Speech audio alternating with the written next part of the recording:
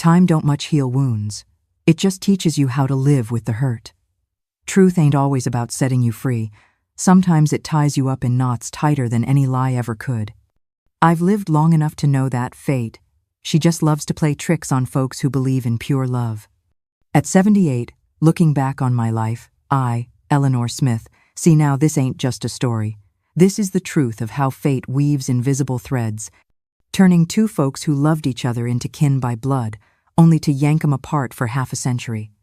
Some secrets, they weigh you down like a stone, and the longer you hold on to 'em, the more they crush your heart.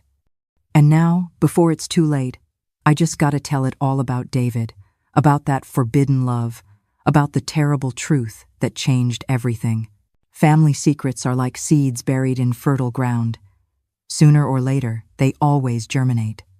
My name is Eleanor Ellie Smith, and at 78 years old, I've decided it's time to tell the truth. My wrinkled hands tremble as I write these words, but I can no longer keep this secret that has consumed my life like a slow fire. My grandchildren deserve to know who they really are. My David, my husband for over 40 years, my companion, my accomplice, and as I discovered too late, something even more profound. I was born in a small town in rural Virginia in 1955, when the United States was still adjusting to the post-war era and navigating the subtle political tensions of the Cold War. Willow Creek was a place where time seemed to stand still, where the church bells marked the rhythm of our lives, and where white walls hid secrets as dark as a moonless night. My adoptive mother, Sarah, was a beautiful but silent woman. Her dark eyes always seemed to hide more than they revealed. My official father, Robert, was a stern and distant man, capable in the Marquis of Valdesoto's olive groves. We lived in a humble but clean house, with red geraniums in the windows and the smell of freshly baked bread that escaped every morning. In the backyard, my mother cultivated rosemary, thyme, and basil, herbs she used for both cooking and her mysterious remedies. I was a curious and cheerful child despite the hardship of those years. I ran through the cobblestone streets, played with my friends in the shade of the orange trees, and came home with dirty knees and a heart full of stories. "Ellie, sit up straight and behave like a lady." My mother constantly scolded me. Decent women don't run around the streets like savages. My childhood passed between the strict moral codes of post-World War II America and the secret warmth of my home. On Sundays, we attended Mass dressed in our best clothes, and I watched fascinated by the church's stained glass windows, while Father Sebastian warned us about the dangers of sin. Upon returning home, my mother prepared the stew that we all loved, and for a few hours, even my father smiled. But there were silences, long, heavy silences that fell over our table when certain relatives were mentioned or when someone asked about the past, and there were the furtive glances between my parents, the nocturnal whispers I heard from my small room, my mother's silent tears when she thought no one saw her. "There are things better left unknown, Ellie," my Grandma Evelyn would tell me when I asked too many questions, and so I learned to silence my doubts, to bury them deeply in my heart along with my dreams. It was during the summer of my 15th year when everything changed. The heat was stifling, and the town seemed dormant under the relentless rural Virginia sun. I had already developed a woman's figure and noticed the boys' glances when I went to the well for water. My mother began to watch me more severely. "Soon you'll have to think about a good marriage," she would say while teaching me how to embroider. "A woman without a husband is like a house without a roof." It was then that the Matthews arrived, a family of merchants from Charlottesville, Virginia, who settled in the old Quiroga house. They had a son, David, 2 years older than me, tall, with green eyes that seemed to hold all the mystery of the sea.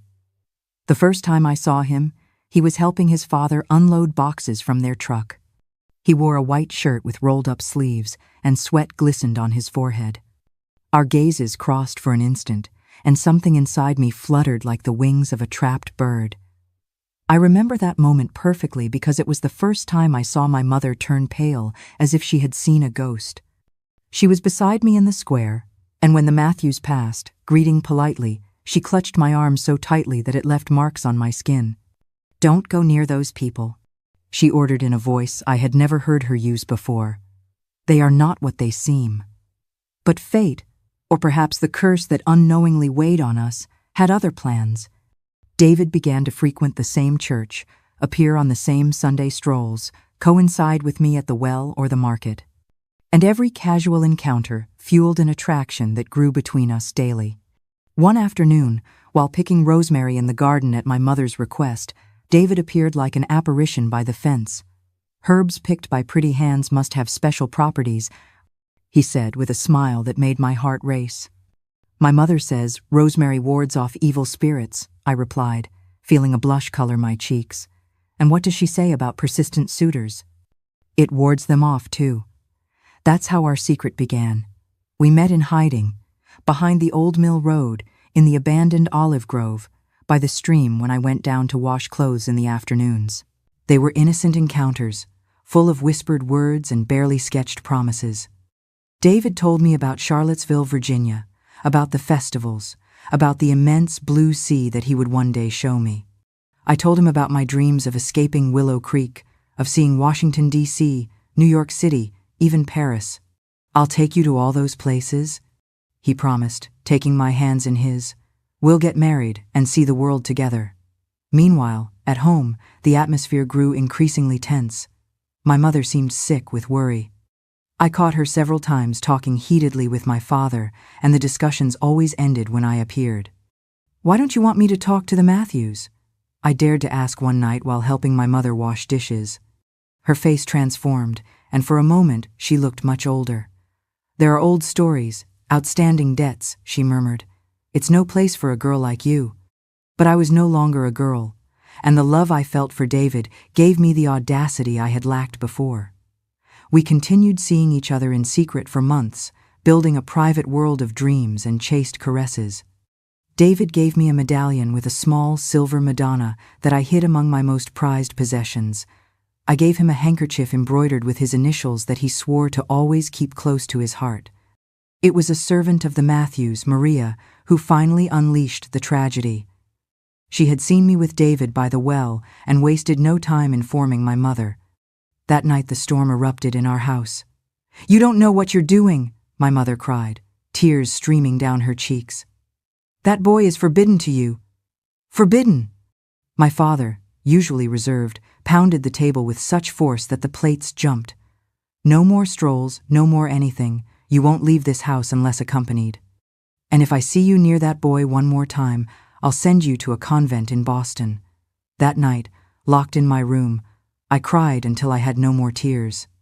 I didn't understand my parents' irrational hatred of the Matthews or why they wanted to destroy my happiness. I decided I wouldn't give up without a fight. The next morning, at Sunday Mass, I managed to slip a note to David. "They want to separate us. Meet me tonight by the cypress tree in the cemetery." The day passed with unbearable slowness. My mother didn't take her eyes off me, and I feigned submission while my heart pounded anticipating the night. When everyone had gone to sleep, I waited an eternal hour before slipping out my bedroom window, using the vines as a ladder, just as I had done a few times to meet David. The night was dark but full of stars. I ran, wrapped in my black shawl, feeling every shadow chasing me, every noise betraying me. Upon reaching the cemetery, David was already there, his figure silhouetted against the gray stone of the ancient cypress tree. "My Ellie," he whispered, embracing me with a new desperation. "My parents have also forbidden me to see you. They say strange things. They speak of ancient vengeances and blood debts. Mine too." I sobbed against his chest. "But they can't separate us, David. They can't." It was then that we made the decision that would change our lives forever. We would run away together. David had some money saved from his work in the family business. I carried with me the few jewels I had inherited from my grandmother. We would get married in Charlottesville, Virginia, where he had an uncle who would support us. Tomorrow, David decided, kissing me for the first time on the lips. A kiss tasting of salt and promises. "Tomorrow at midnight, in this same place. Bring only the essentials. I'll take care of the rest." I returned home, floating between fear and hope. As I quietly entered through the window, a shiver ran down my spine. My mother was sitting on my bed, in the darkness, waiting for me. "Ellie," she said in a voice so broken I barely recognized it. My child, I cannot allow you to make this mistake. The moonlight illuminated her tear-streaked face. She looked defeated, aged. In her hands, she held a wooden box I had never seen before. There's something you need to know, she continued. Something I've kept for too long about your father, your real father. The world seemed to stop around me as my mother began to speak, revealing a truth so terrible that it would change the course of my life forever. A confession that would open the door to an abyss of family secrets dating back to the darkest days of the post-World War II period in the U.S. And what I heard that night, what I discovered as the clock ticked away the hours towards my failed elopement, is something that has tormented my every day for the 40 years that followed, because sometimes fate weaves such cruel traps that not even the purest of intentions can prevent the approaching tragedy.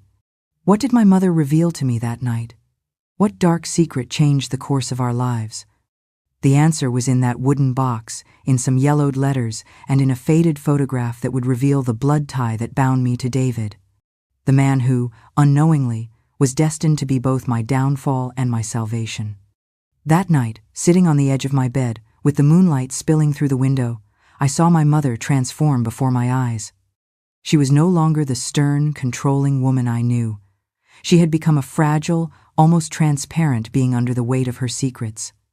"Ellie," she whispered, caressing the wooden box with trembling fingers. "What I'm about to tell you should have gone to my grave, but fate is cruel and plays with us as the wind plays with dry leaves." My heart pounded, torn between the urgency of fleeing with David and the fear my mother's words caused me.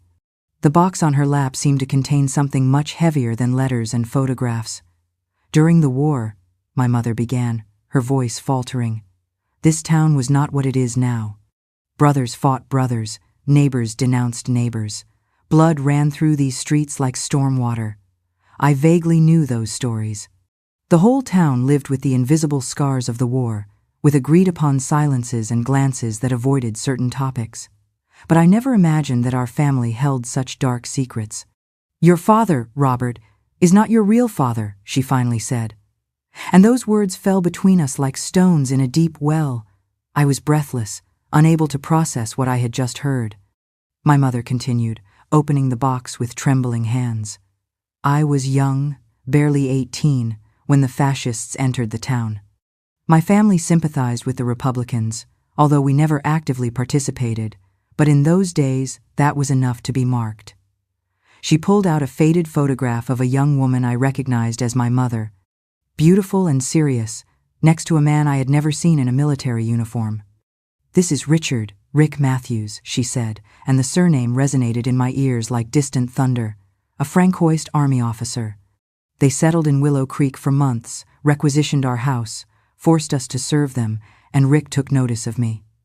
Her eyes filled with tears as her fingers caressed the face of the man in the photograph. "It wasn't love, Ellie. I want you to understand that. It was survival. My father had been arrested. My little brother was sick. Rick promised to protect us if I gave myself to him." Her words came out in gasps, as if each one tore a piece of her soul. "What could I do? I was a frightened girl. I accepted his protection, his gifts, his nightly visits, and when I became pregnant, I thought everything was over for me. I felt the ground open beneath my feet. I understood then why I had always felt that inexplicable emptiness, that feeling that something fundamental was missing. I am that man's daughter, Rick Matthews' daughter," I asked in a whisper. My mother nodded slowly. "When Rick found out, he gave me money and ordered me to get rid of the baby. But I couldn't do it. You were my daughter, my blood. Robert, who had always loved me in silence, offered to marry me, to give his surname to my baby, to you, Ellie." The pieces were starting to fit, but something still didn't make sense. "But what does this have to do with David? Why can't I be with him?" My mother then extracted a letter from the box. The paper was yellowed and brittle with age. Rick Matthews married a woman from Charlottesville, Virginia, shortly after. A woman from a good family who gave him more children, legitimate children," she said, and her voice had an edge I had never heard before. "One of those children is David." The world stopped. The air became dense, unbreathable. My mother's words floated around me, but I couldn't fully comprehend them. David is my brother? I finally managed to articulate. Your half-brother, my mother confirmed. You share a father, although he doesn't know it. No one knows, except Robert and me, and now you. I jumped up as if the bed were burning. I wanted to scream, run, disappear. The kisses I had shared with David, the promises, the dreams. Everything now became something monstrous, forbidden. You're lying, I accused desperately. You're inventing this story to separate me from him.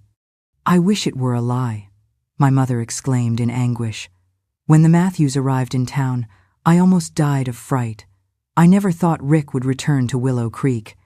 And when I saw David with the same green eyes as his father, I knew it was a curse, a test from heaven for my sins.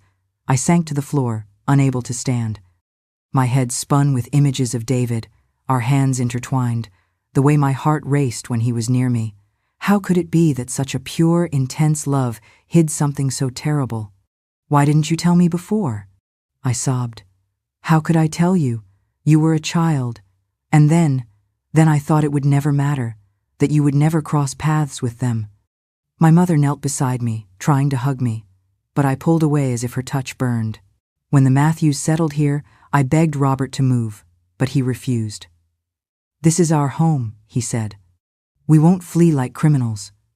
I spent the night awake, tormented by dark thoughts, by images of David that were now stained by this revelation. When dawn tinged my room pale pink, I had made a decision. I couldn't stay in Willow Creek. I couldn't see David knowing what I knew, nor could I explain the truth without destroying his life too. I wrote a brief note. I can't run away with you. Forgive me. Please don't look for me. I left it in our secret spot, under the stone by the cypress tree in the cemetery. And then I spoke to my parents. I want to go to New York City. I told them with a determination that surprised them. My cousin Jennifer Jen has invited me. I want to study, work, start a new life. My mother, her eyes red from a sleepless night, understood immediately. My father, Robert, the man who had raised me as his own, despite everything, nodded gravely. It's for the best, he said, and in his voice there was as much pain as relief. 3 days later, with a small suitcase and a broken heart, I boarded the bus that would take me to New York City. I didn't look back as we left Willow Creek, although I felt that I was leaving a part of myself there that I would never recover. Life in New York City was like plunging into a turbulent river. The city, enormous and noisy, scared and fascinated me in equal measure. My cousin Jen, 10 years older than me, lived in a small apartment in the Greenwich Village neighborhood. She worked as a seamstress at a fashion workshop and got me hired as an apprentice. You can start over here, she told me when I arrived with swollen eyes and a broken soul. Whatever you left behind, it doesn't matter here. But of course, it mattered. Every night, in the small bed Jen had prepared for me in a corner of her living room, I relived my encounters with David, torturing myself with memories that were now tinged with guilt and shame. I wondered if he had found my note, if he hated me, if he had discovered the truth. I was at the Union Square Green Market buying fruit for Jen when I heard a voice that made my blood run cold. Ellie Smith. I turned slowly, although I already knew who was calling me. David was there, thinner and with a shadowed face, but with the same green eyes that had stolen my breath from the first day. David, I managed to say as my whole body trembled, what are you doing in New York City? I've been looking for you for months. He replied with a mixture of relief and suppressed anger. You disappeared without explanation, just that cruel note. Why, Ellie? What happened? People passed us by, oblivious to the drama unfolding between us. I wanted to run, but my legs wouldn't respond. I wanted to lie, but the words refused to leave my throat. I can't talk here, I finally said. There's a cafe on the corner. We sat at a secluded table with 2 coffees that neither of us touched. David looked at me as if he wanted to memorize every detail of my face. I thought you loved me, he said without preamble. I thought what we had was real. It was, I replied, my voice breaking. On my part, it still is. But there are things you don't know, David, terrible things. Then tell them to me. Whatever it is, we'll face it together. I felt like I was drowning. How could I explain that we were siblings? How could I destroy his life with that revelation? We can't be together, I finally said. There are insurmountable barriers between us. Is it because of our families? Because of that absurd rivalry that no one wants to talk to me about? I'm not a child anymore, Ellie. I can make my own decisions. It's not just that. Tears streamed down my cheeks uncontrollably. It's something much worse. David reached across the table and took my hand. His touch burned me like fire. I love you, he declared with an intensity that broke my soul. I came to New York City for you. My Uncle Michael has a business here and has offered me a job. We can stay away from Willow Creek, away from the ghosts of the past. What could I do? Tell him the truth and destroy not only his love for me, but also his relationship with his family, his very identity? Or lie to him so cruelly that he would hate me forever? Before I could decide, David pulled something from his pocket, the medallion with the small silver Madonna he had given me. You left it at the cypress tree with your note, he said, placing it in my hand. I've carried it with me ever since, hoping to return it to you personally. It's yours, Ellie, like my heart. Something broke inside me. I couldn't keep running. David deserved at least an explanation, even if it was partial. My mother told me something the night before our flight. I began, choosing my words carefully, about my real father. The man who raised me, Robert, is not my biological father. David looked at me in surprise, but still without understanding the magnitude of what I was revealing. My real father was a Francoist officer who was stationed in Willow Creek during the war. He forced my mother and then abandoned her when he knew she was pregnant. Understanding began to dawn on David's face, but he still hadn't reached the terrible conclusion. That man, my biological father, was named Richard, I said. And I saw the color drain from David's face. Richard Matthews. David stood up so abruptly that the table trembled, spilling the coffee. No, he said, stepping back. It can't be true. My father never. It's the truth, I insisted, feeling that every word separated us a little more. Your father is my father. We are siblings, David.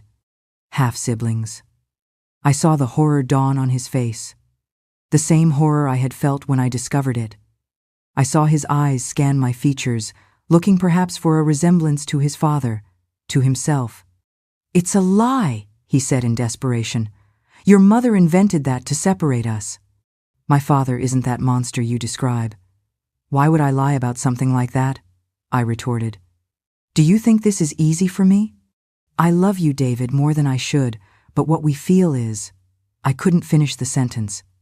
David staggered out of the cafe like a drunken man. I ran after him, but he disappeared into the crowd of Central Park.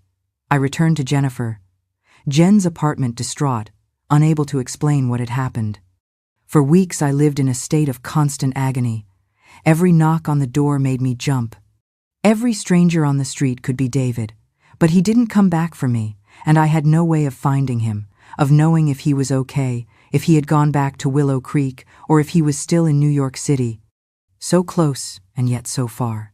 One July afternoon, when the heat was crushing the city and turning the small apartment into an oven, Jen found me crying on my bed again. This has to stop, Ellie, she said firmly but affectionately. Whoever he is, he's not worth your tears. You don't understand? I sobbed. It's much more complicated. Then explain it to me, she insisted, sitting beside me. And I did. For the first time since I had arrived in New York City, I told her the whole story. David, our forbidden love, my mother's revelation, the terrible secret that bound us and separated us at the same time. Jen listened without interrupting, her dark eyes gradually filling with understanding and compassion. When I finished, she hugged me tightly. My poor child, she murmured. What a heavy burden for such young shoulders. What should I do? I asked, though I knew there was no easy answer. You need to be sure, Jen said after a long silence. Sure that what your mother told you is true. Why would she lie about something like that? I repeated the same question I had asked David. Fear makes people do strange things. Jennifer Jen replied, and the past in America is full of shadows and lies. Her words planted a seed of doubt in my mind. What if my mother had lied? If she had invented that story to keep me away from David, from the Matthews family? How could I check? I asked. Your mother mentioned letters, right? Did you see them? Did you read them? I hadn't. I had been so shocked by the revelation that I hadn't even thought of examining the evidence. You need those letters, Jennifer Jen said decisively. You need to go back to Willow Creek and face the truth, whatever it is. The idea of returning to my hometown terrified me, but Jennifer Jen was right. I couldn't spend the rest of my life running, tormented by doubts and remorse. I'll go with you, Jennifer Jen offered. You don't have to do this alone. 2 weeks later, we were on a train bound for rural Virginia. The journey was long and stifling, but every mile that brought us closer to Willow Creek clarified my determination a little more. I needed the truth, the whole truth. Even if it shattered me completely, my return caused a stir in town. People looked at me and whispered as I passed. The prodigal daughter, who had fled to the big city, now returned accompanied by a modern, city-savvy cousin. My mother cried when she saw me, a mixture of joy and fear in her eyes. My father, Robert, the only father I had truly known, hugged me with silent strength. You're back, my mother said, as if she couldn't believe it. My child is back. I've come for answers, I said bluntly. I need to see those letters, Mother. I need to be sure. I saw her turn pale, but she nodded slowly. It's fair, she said. You're not a child anymore. She led me to her bedroom and took out the same wooden box I had seen that fateful night. She opened it and extracted a small bundle of letters tied with a faded ribbon. These are Richard's letters, she explained. I kept them as proof, in case I ever needed to protect myself. Protect us. I took them with trembling hands and began to read them. They were brief, written in an angular, authoritarian hand. In them, Richard Matthews addressed my mother with a possessive familiarity, speaking of his obligations, giving orders barely disguised as requests. And then, in the last letter, dated March 1955, I found the definitive proof. I've learned of your condition. I cannot allow this mistake to ruin my career and my marriage. I am sending you enough money to resolve the problem discreetly. Do not contact me again. This remains between us. The letter was simply signed, Rim, but the paper bore the letterhead of the military camp where Richard Matthews had been stationed. With trembling hands, I took out the photograph my mother had shown me earlier. Indeed, there she was, young and scared, next to an officer whose face I now studied carefully.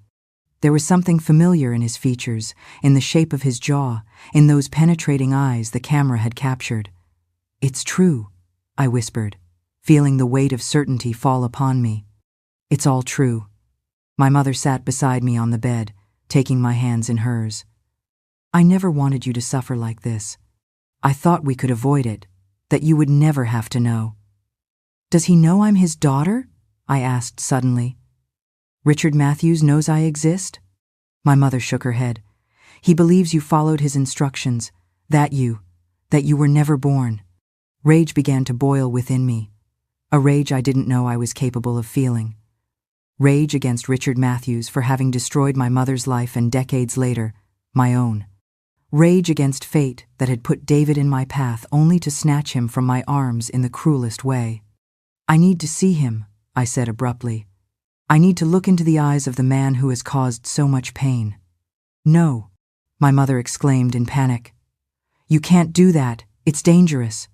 Richard Matthews is a powerful man now. He has connections, influence.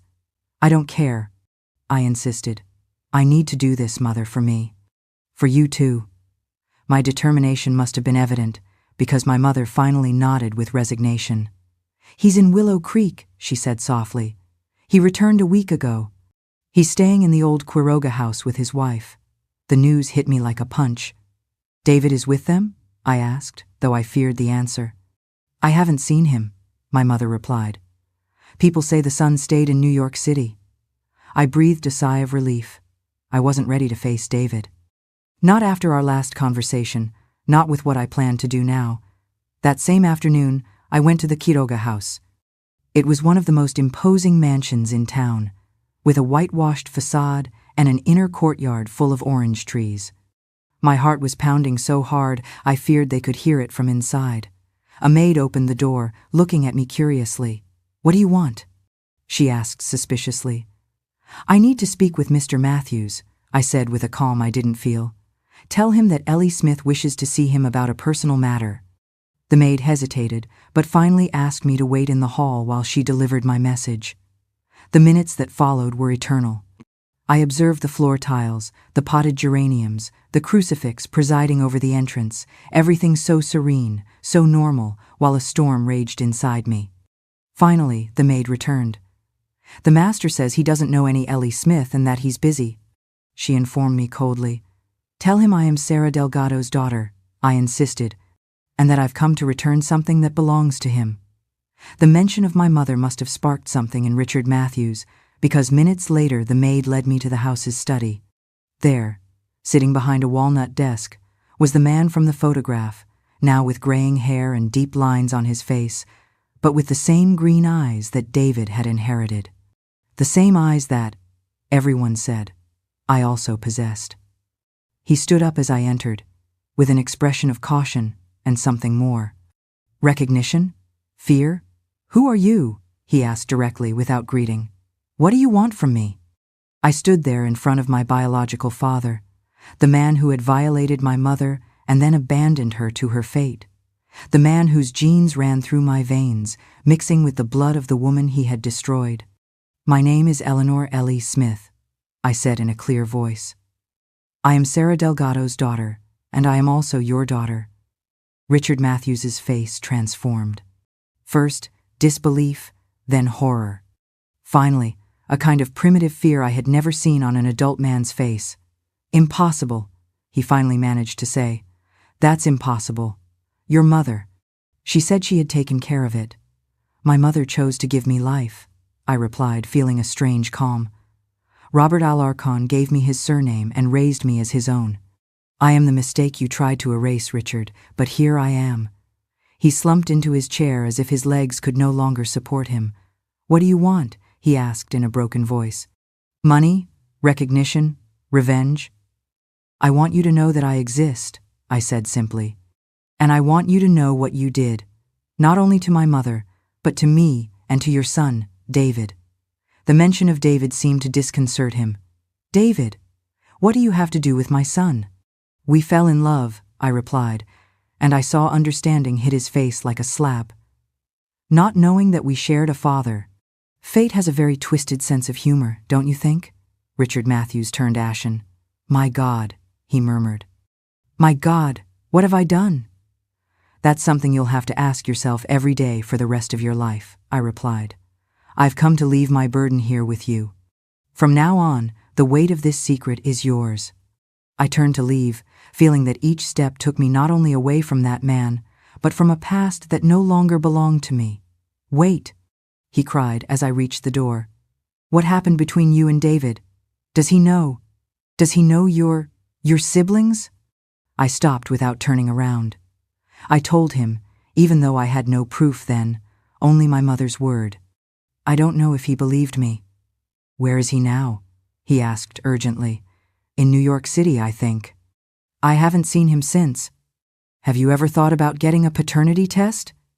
David's words hung between us like a storm cloud. We were sitting on a bench in Brooklyn Bridge Park, feeding pigeons with breadcrumbs in one of our weekly meetings that had already become routine. "A paternity test," I repeated, feeling my heart begin to race. "Why? Do you doubt what we know?" David looked away towards the small artificial lake where a couple was rowing slowly in a boat. Time had passed, but I could still read his expressions like an open book. "I don't know, Ellie," he finally confessed. "Sometimes I think this is all too convenient for my father, I mean." "Convenient?" I asked, confused. "Think about it," David continued, turning to look directly at me. "We fall in love, we plan to elope, and suddenly, miraculously, it turns out we're siblings. A perfect revelation to separate us. A shiver ran down my spine. The possibility David suggested was as disturbing as it was hopeful. "But I saw the letters," I said, clinging to what I thought I knew. "Your father's letters to my mother. He talked about the pregnancy, about getting rid of me." "What if those letters referred to another pregnancy, another situation?" David insisted. "My father is capable of anything to maintain his reputation, to control his family.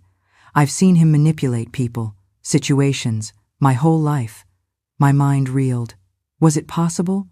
Could it be that my mother, or Richard Matthews himself, had fabricated this story to separate us? "Why now, David?" I asked, my voice trembling. 3 years have passed. We've learned to live with this, to be siblings.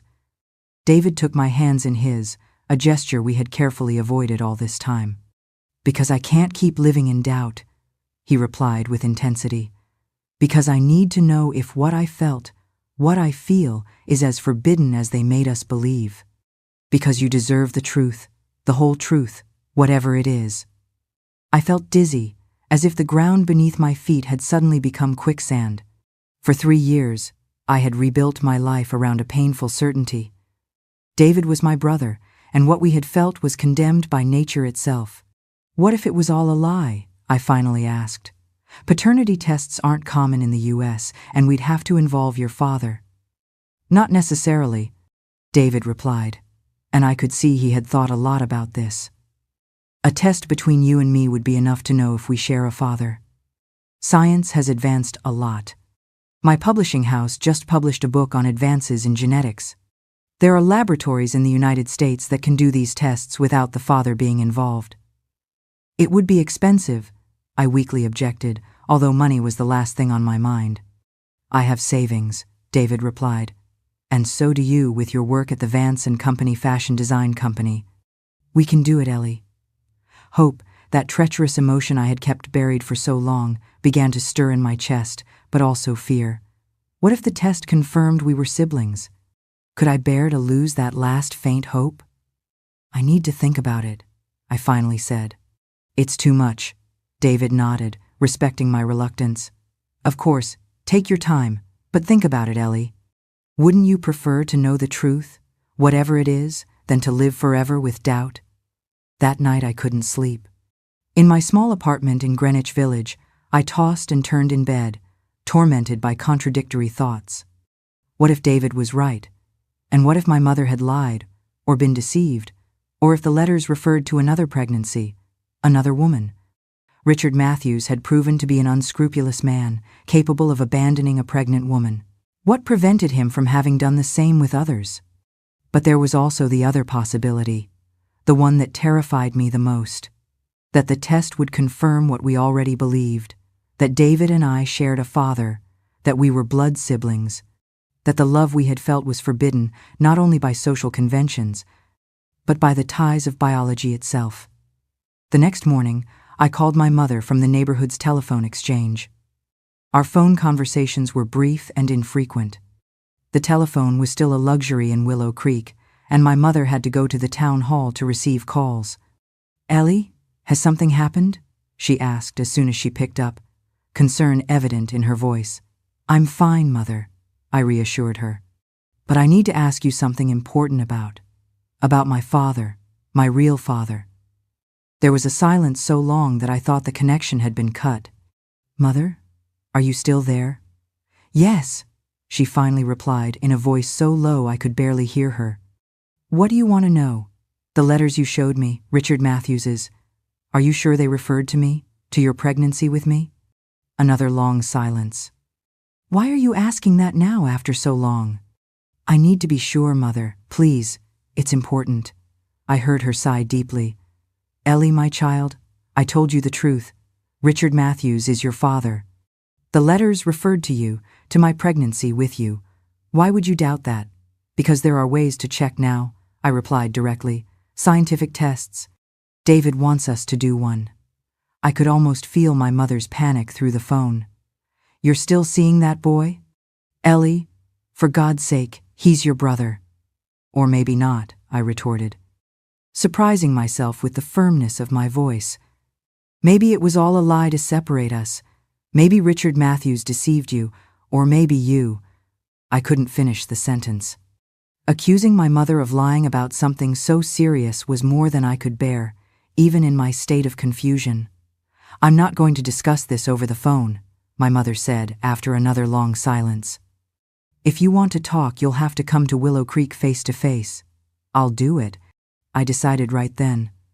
I'll go this weekend. As I hung up, I felt shaky but determined. That same afternoon, I contacted David and told him about my conversation with my mother. I'll go with you, he immediately declared. No, I replied firmly. I have to do this alone. It's my mother, my story. If I discover something, whatever it is, you'll be the first to know. The trip to Willow Creek was a torment. Every mile brought me closer not only to my hometown, but to a truth that could change the course of my life once more. By the time the bus crossed the town limits, with its old, sun-faded sign, my stomach was a knot of anxiety. My mother was waiting for me at the door of the house, as if she had been watching the street for hours. She looked older than I remembered, more fragile, with completely white hair and new wrinkles that furrowed her face like dry rivers. She hugged me tightly, and for a moment I was again her little girl, seeking comfort in her arms against nightmares and imaginary monsters. But I was no longer a child, and the monsters I faced now were very real. Come in, she said simply. Your father isn't here. He's gone to Charlottesville to get medicine. His rheumatism is worse. We went into the kitchen, that space that had been the heart of our home, where the smell of stews and freshly baked bread had marked my childhood. My mother prepared coffee and served it in the same chipped porcelain cups I remembered. Speak, she urged, sitting across from me. Tell me, what doubts do you have, child? David wants us to do a paternity test, I said bluntly. He believes there's a possibility that we're not siblings, that you or his father lied to separate us. My mother looked at me intently, her dark eyes unfathomable. And you? What do you believe? I don't know, I confessed. I want to trust you, Mother, but this secret has destroyed my life, our life. If there's the slightest chance it's not true, what would you gain? She interrupted me. What would you gain if it turned out that man isn't your father? Would you go back to David after all this time? I didn't have an answer for that. For 3 years, David and I had rebuilt our relationship as siblings. Could we go back, reclaim what we once felt? I would gain the truth, I finally replied. Whatever it is, that's all I ask for.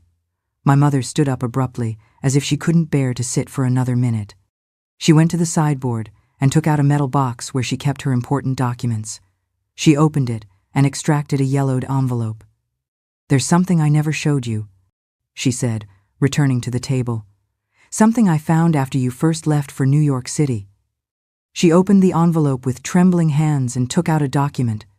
It was a birth certificate so faded with age that the letters were barely legible. It's yours, my mother explained. Your real birth certificate, the one that was registered before Robert acknowledged you as his own. I took it with trembling hands. My name was there, Eleanor Smith, born on the 10th of June, 1955, in Willow Creek, rural Virginia. Daughter of Sarah Delgado, and the father's space was blank. I don't understand, I said, looking up. If Richard Matthews is my father, why isn't he listed here? Because he didn't want to acknowledge you. My mother replied bitterly. Because to the world, you didn't exist. You were nobody's daughter. But then, how can you be sure he's my father? I insisted. If there are no documents, if you only have his word in those letters. My mother looked at me with an intensity that made me flinch. Do you think a mother can doubt who the father of her child is? Do you think I could invent something like that?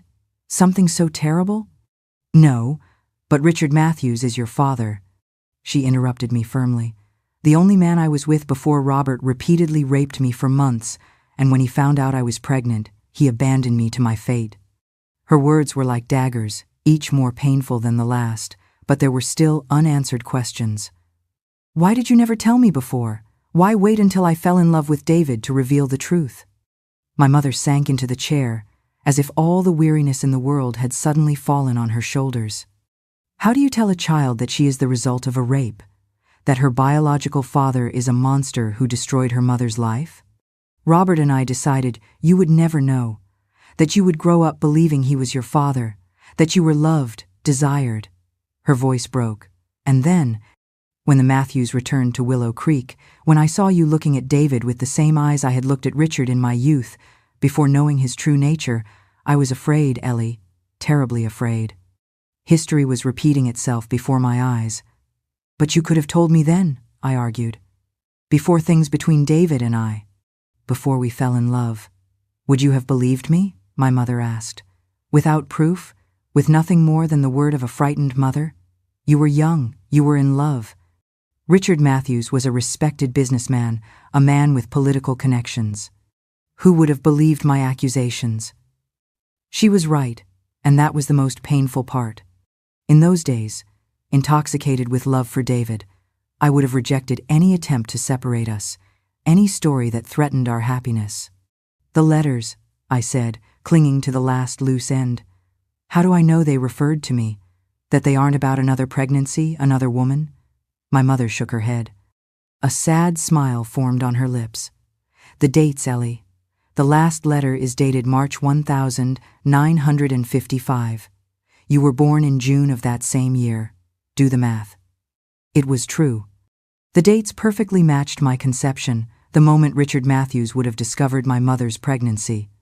If you still have doubts, my mother continued, there's something else you should know, something even Robert doesn't know. She stood up again and went to her bedroom. She returned with a small wooden box, the same one I had seen that fateful night when she first revealed the truth to me. But this time, instead of letters, she pulled out a small object wrapped in a silk handkerchief.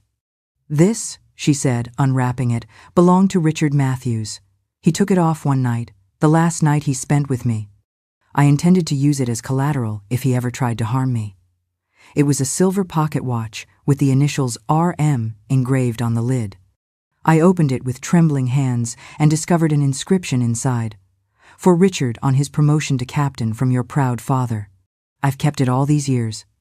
My mother explained. As proof, as a reminder. For me, for you, if you ever needed it. I held the watch in my hand, feeling its weight, its tangible reality. This object had belonged to the man who was apparently my biological father, the man whose genes ran through my veins, the man who had violated my mother and then abandoned her, David's father. Can I take it? I asked, an idea slowly forming in my mind. I'll give it back, I promise. My mother looked at me in surprise.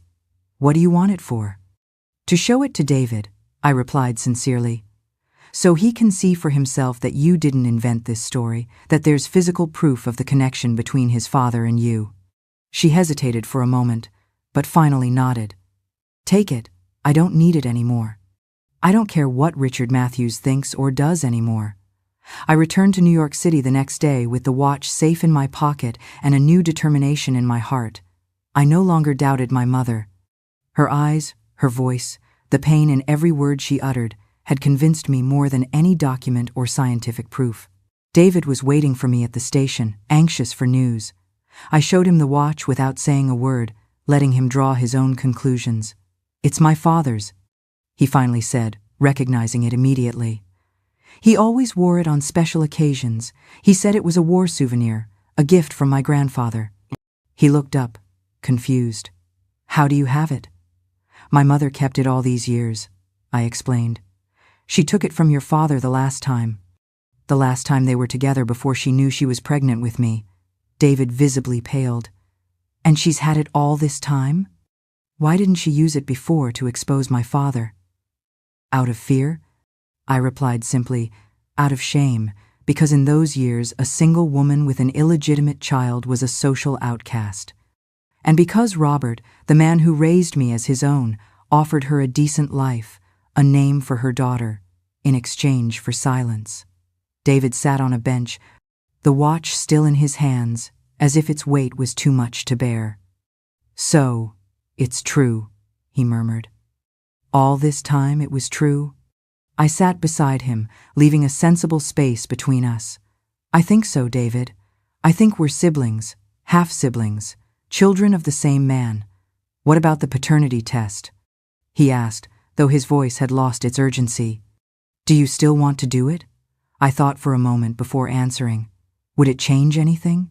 If it confirms what we already know, we'll have wasted money and energy for nothing. And if, by some miracle, it turns out we don't share a father, what would we do then, David? 3 years have passed. We're different people now.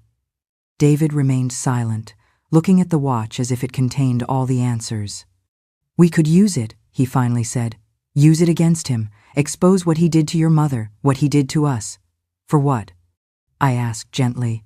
My mother has lived in peace all these years in her own way. You've cut ties with your family. What would we gain by reopening old wounds, exposing everyone to scandal? Justice, David replied fiercely. Richard Matthews deserves to pay for what he did. Perhaps, I conceded, but we would all pay the price. Your mother, your siblings, my mother, ourselves. Is it worth it? David didn't answer immediately. His expression was a battle between rage and resignation. What do you propose then? He finally asked. Move forward, I replied simply. Live our lives as best we can, be siblings, support each other, build something new from the ashes of what could have been. And the watch. I'll return it to my mother, where it has been all these years, a silent reminder of the truth, but not a weapon. David nodded slowly, handing me the watch carefully. His fingers brushed mine for an instant, and I felt that familiar shiver he had always awakened in me.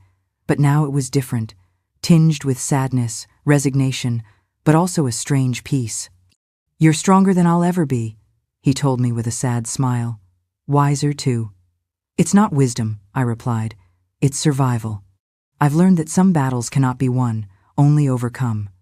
We walked together to my apartment, talking about trivial things, the weather, work, as if that transcendental conversation hadn't happened, as if we hadn't just definitively buried any hope of a different future. In the months that followed, David and I continued to meet regularly. Our relationship, now firmly established within the boundaries of siblinghood, deepened in ways I hadn't anticipated. We talked about everything: books, politics, dreams, fears. He introduced me to his friends in the publishing world. He helped me improve my education, expand my horizons beyond the sewing workshop. In return, I taught him to cook dishes from our homeland, to dance sevillanas, to appreciate beauty in the everyday. I told him stories of Willow Creek, of our parallel childhoods in the same town, but in separate worlds. And together, little by little, we healed. Not forgetting, we would never forget, but learning to live with our past, to incorporate it into our identities without it completely defining us. It was during those years that my career began to take off. With David's support and contacts, I started designing dresses for exclusive clients. My style, a mix of rural Virginia tradition with modern trends from Paris and Milan, found a niche in New York City in the late 60s, slowly waking up from its long, quiet slumber. You should open your own boutique, David suggested one day as he leafed through my sketches. These designs are too good to stay in a drawer. I'd need capital, I replied, though the idea strongly appealed to me. Miss Eleanor Vance pays me well, but not enough to set up my own business. I could invest, David offered naturally. I have some savings, and I've just been promoted to editor at the publishing house. I can't accept your money, I protested. It's not a gift, it's an investment, he insisted. I believe in your talent, Ellie, and besides, he hesitated for a moment. It's a way to use my father's inheritance money for something good, something beautiful. The mention of Richard Matthews, though indirect, created a brief silence between us. We rarely spoke of him, as if invoking his name could break the balance we had worked so hard to build. Have you heard anything from him? I asked, unable to contain my curiosity. David shook his head. Not directly. My mother writes to me sometimes, tells me things. He's sick, apparently. The trip to Willow Creek was the longest of my life. David and I barely spoke during the endless hours on the train, each lost in our own thoughts, in the implications of what we had discovered and what we might still discover. How do you confront the woman who raised you with the suspicion that your whole life has been an elaborate lie? How do you ask a mother why she made you believe you were the result of a rape? That you shared blood with the man you loved? We didn't announce our arrival. We decided that surprise would give us an advantage. It would prevent my mother from preparing new lies or evasions. When the taxi dropped us off in front of my childhood home, I felt my stomach clench with fear. David took my hand. "We're in this together," he said, and his words gave me the strength I needed to open the garden gate. My mother was in the backyard, hanging white sheets that fluttered in the autumn wind like ghosts. She froze when she saw us, a clothes peg in her hand and an expression that oscillated between surprise and terror. "Ellie," she finally said, regaining her composure. "David, why didn't you let us know you were coming?" "We needed to talk to you," I replied, noticing my hands trembling. "It's important." My mother finished hanging the sheet with mechanical movements, as if completing that mundane task could delay the inevitable. "Where's Ethan?" she asked, looking behind us. "He hasn't come," I replied. "This is personal, Mother. Can we come in?" We went into the kitchen, a space that felt both familiar and strangely distant now, where so many difficult conversations had taken place over the years. My mother mechanically prepared coffee. Her precise movements betrayed decades of routine. "Is my father here?" I asked, noticing Robert's absence. "He's gone to visit your Uncle Manolo," my mother replied. "He'll be back tomorrow." Perhaps it was better this way, one confrontation at a time. When we finally sat around the old oak table with steaming coffee in front of us, I took a deep breath to begin. But it was David who spoke first. "Miss Sarah," he said with a formality he had never used before with my mother, "we've discovered something we need you to explain." My mother closed her eyes for an instant, as if asking for strength. When she opened them, there was a resignation that surprised me. "I know," she said. "I just knew this day would come. I just hoped. I hoped I'd have more time." I pulled out the laboratory report and placed it on the table. "According to this, I'm not your biological daughter. There's no blood compatibility." My mother looked at the paper without touching it, as if it were a death sentence. Then she looked up at me, and I saw in her eyes a pain so deep that it almost made me regret coming. "You are my daughter," she said vehemently. "Perhaps I didn't carry you in my womb, but I have carried you in my heart every day since I first held you in my arms. No paper, no test can change that. Who am I then?" I asked, feeling my voice break. "Where do I come from? And why did you make me believe I was the daughter of Richard Matthews?" My mother put her hands to her face, and for a moment I thought she wouldn't answer. But when she spoke, her voice had a painful clarity, as if she had rehearsed this explanation. For years. It was 1955. The war had ended, but its scars were everywhere. I was working as a nurse in a small makeshift hospital at the convent. One night, a young woman arrived badly wounded in the late stages of labor. What followed was a story that would forever change my understanding of who I was, where I came from. The woman's name was Elizabeth Liz Miller. She was a teacher, daughter of Republicans, a political refugee trying to cross into Portugal. She was 8 months pregnant when a roadblock stopped her. Her fiancé, also a teacher and Republican, had been executed months earlier. She arrived bleeding, my mother continued, with a gunshot wound to her side. We managed to deliver a beautiful, strong baby girl who cried indignantly upon entering the world. But Elizabeth didn't survive the night. My mother, Sarah, had assisted in the delivery. It was she who held the little girl while her real mother slowly died. Her last words were a plea, my mother said, tears now streaming freely down her face. "Take care of my daughter," she told me. "Name her Ellie like my mother, and never, ever let them know who her family was, or they'll kill her too." I was breathless. Ellie. My name wasn't random. It was a legacy, a last gift from a mother I never knew. "And you decided to adopt me?" I asked, trying to process this revelation. "It wasn't that simple," my mother replied. "In those times, a single woman couldn't adopt, and a child with no known parents would have been sent to a state orphanage. I knew what that meant. Misery, possible death, or worse, indoctrination. So you invented a story, David said, understanding before me. You pretended to be her biological mother. My mother nodded. Robert and I had been planning to get married for some time. He loved me enough to agree to raise a child who wasn't his, to give her his surname, to protect her as if she were his own. And the story about Richard Matthews? I asked, feeling my head spin. Was that also invented? My mother looked away, and for the first time, I saw shame in her eyes. Not everything was a lie, she said softly. Richard Matthews was stationed in Willow Creek during the war. He was a cruel, abusive man. Many women suffered at his hands, though I wasn't one of them. When he returned to town with his family, when I saw you and David growing closer, I panicked. So you used my father as the villain in your story? David concluded, his voice tense. You accused him of something he didn't do. I accused him of something he did to others, my mother corrected. Just not to me, not in that way. A new piece of the puzzle clicked into place in my mind. The letters, I said, the letters you showed me weren't for you, were they? My mother shook her head. I found them among Elizabeth's belongings. They were addressed to a woman named Sarah, a coincidence I used to my advantage.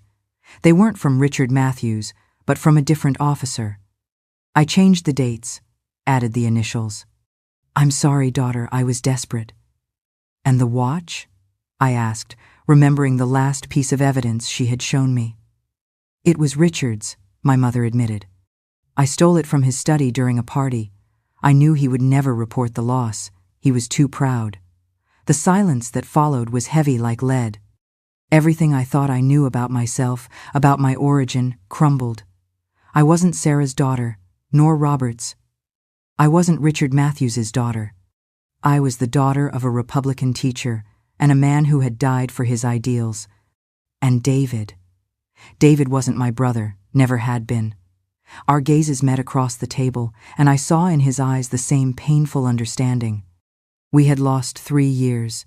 3 years of possibilities for a shared life because of a well-intentioned but devastating lie. Why didn't you tell us the truth when we confronted Richard? David finally asked. When we went to him with this story, he denied everything at first, but then he seemed to accept it. He even left Ellie an inheritance, a paternity acknowledgement. My mother wrung her hands. I don't know. Perhaps he felt guilty about other things he did during the war. Perhaps that version suited him for some reason I don't know. I can't explain his actions. Or perhaps, I said, a new and terrible suspicion forming in my mind, perhaps Richard Matthews had his own reasons for wanting to separate us. David, perhaps he knew something we didn't know. David looked at me, confused. What do you mean? I turned to my mother, who seemed to have shrunk in her chair. David's biological mother. I asked. Do you know her? Do you know who she really is? My mother shook her head. I only know what everyone in town knows, that she married Richard after the war, that she's from a good family, that she has always been a discreet and religious woman. But you knew Ellie's biological mother, David insisted. Elizabeth, what was she physically like? I saw understanding dawning on my mother's face. My God, she whispered. It can't be. What? I demanded. What can't be? Elizabeth was tall, with light brown hair and intense green eyes. My mother said, her voice barely audible. Like yours, Ellie, like David's. The implication hung in the air between us, too monstrous to be expressed in words. Was it possible?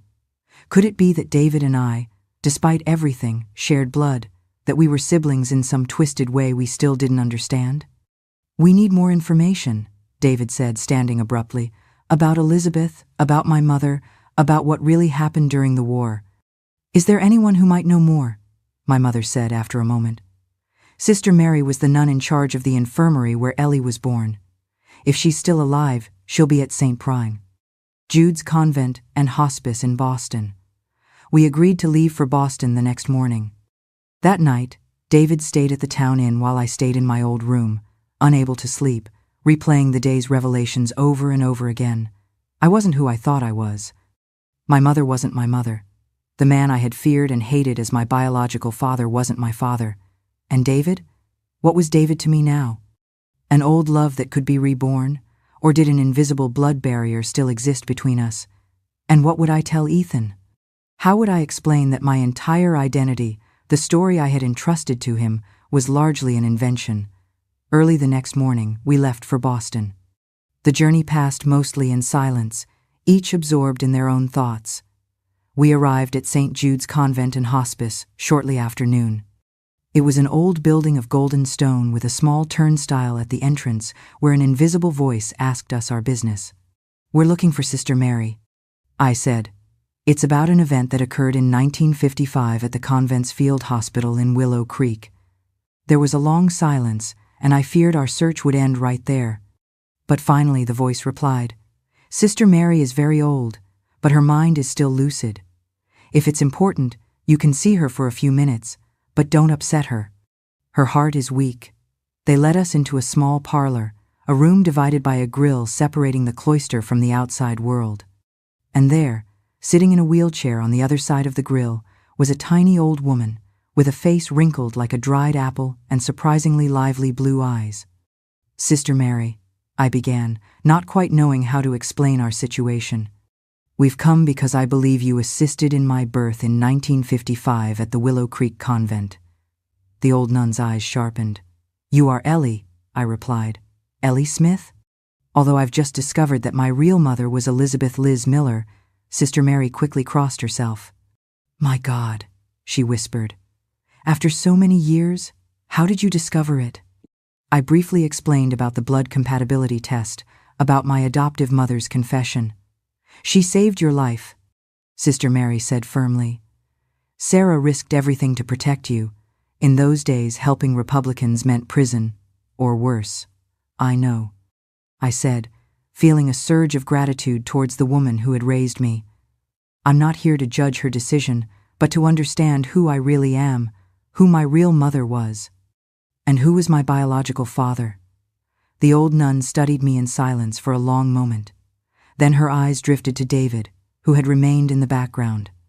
"And you, young man, what role do you play in this story?" David stepped forward. "My name is David Matthews, son of Richard Matthews, or so I've always believed." I watched as Sister Mary's face lost all color. "Merciful God," she murmured. "I'm seeing ghosts."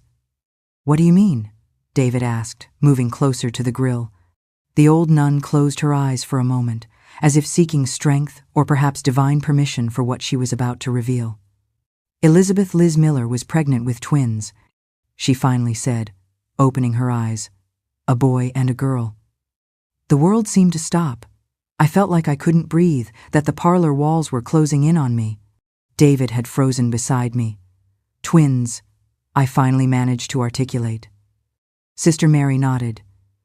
"You were born first, Ellie. A strong girl with good lungs. Your brother came after, smaller, weaker. We thought he wouldn't survive the night." "What happened to him?" David asked, his voice barely a whisper. "During the delivery, a Francoist officer arrived, Richard Matthews. He was looking for fugitive Republicans," the sister continued. "When he saw the babies, there was something in his expression, a mixture of horror and fascination. He ordered the boy to be taken away. He said his wife had just lost a pregnancy, that he would give him a good home, that no one needed to know where he had really come from. And he took me," David concluded, his face a mask of shock. "He raised me as his son while my real mother died in that hospital." "We couldn't stop him," Sister Mary said with pain. "He was a powerful man, and we were just women trying to survive in impossible times. Sarah managed to hide the girl, Ellie, making her pass for her own. But the boy—" Her words faded, leaving a thunderous silence. David and I looked at each other. We truly saw each other for the first time, not as forbidden lovers, not as siblings forced into an artificial relationship, but as what we really were, twins separated at birth by the cruel circumstances of American history. "That's why Richard so easily accepted the accusation of being your father," I said, finally understanding. "Not because it was true, but because he feared the truth would be discovered, that he had stolen you, that your whole life with him was a lie. And that's why he was so desperate to separate us when we fell in love." David added. Not because we were half-siblings, but because we were full siblings, twins. The living evidence of his crime. The room spun around me. My whole life, my whole identity, everything I thought I knew about myself and about David. It had been an elaborate web of lies, half-truths and twisted truths. There's more, Sister Mary said, her voice now urgent, as if she feared not having time to tell everything. Your father, the man who fathered Elizabeth, wasn't just a simple Republican teacher. He was Mike Stevens, a poet and important figure of the resistance, one of the most wanted men by the regime. Some say he managed to escape to France, others that he died in the mountains. No one knows for sure. Mike Stevens, David repeated. The poet? We've published his works at my publishing house. He's a legend of the cultural resistance against Franco. The sister nodded. Elizabeth kept a small book of his poems. She hid it among her clothes, until the end. She wanted her children to have it someday, to know who they descended from. But with all the chaos, the book was lost. It wasn't lost, I said, suddenly remembering. My mother, Sarah, has a box with Elizabeth's belongings. It must be in there. Everything fit now. The green eyes that David and I shared, the instant connection we had felt from the very first moment, was not the forbidden love between blood relatives, but the primordial bond between twins, instinctively recognizing each other despite years of separation.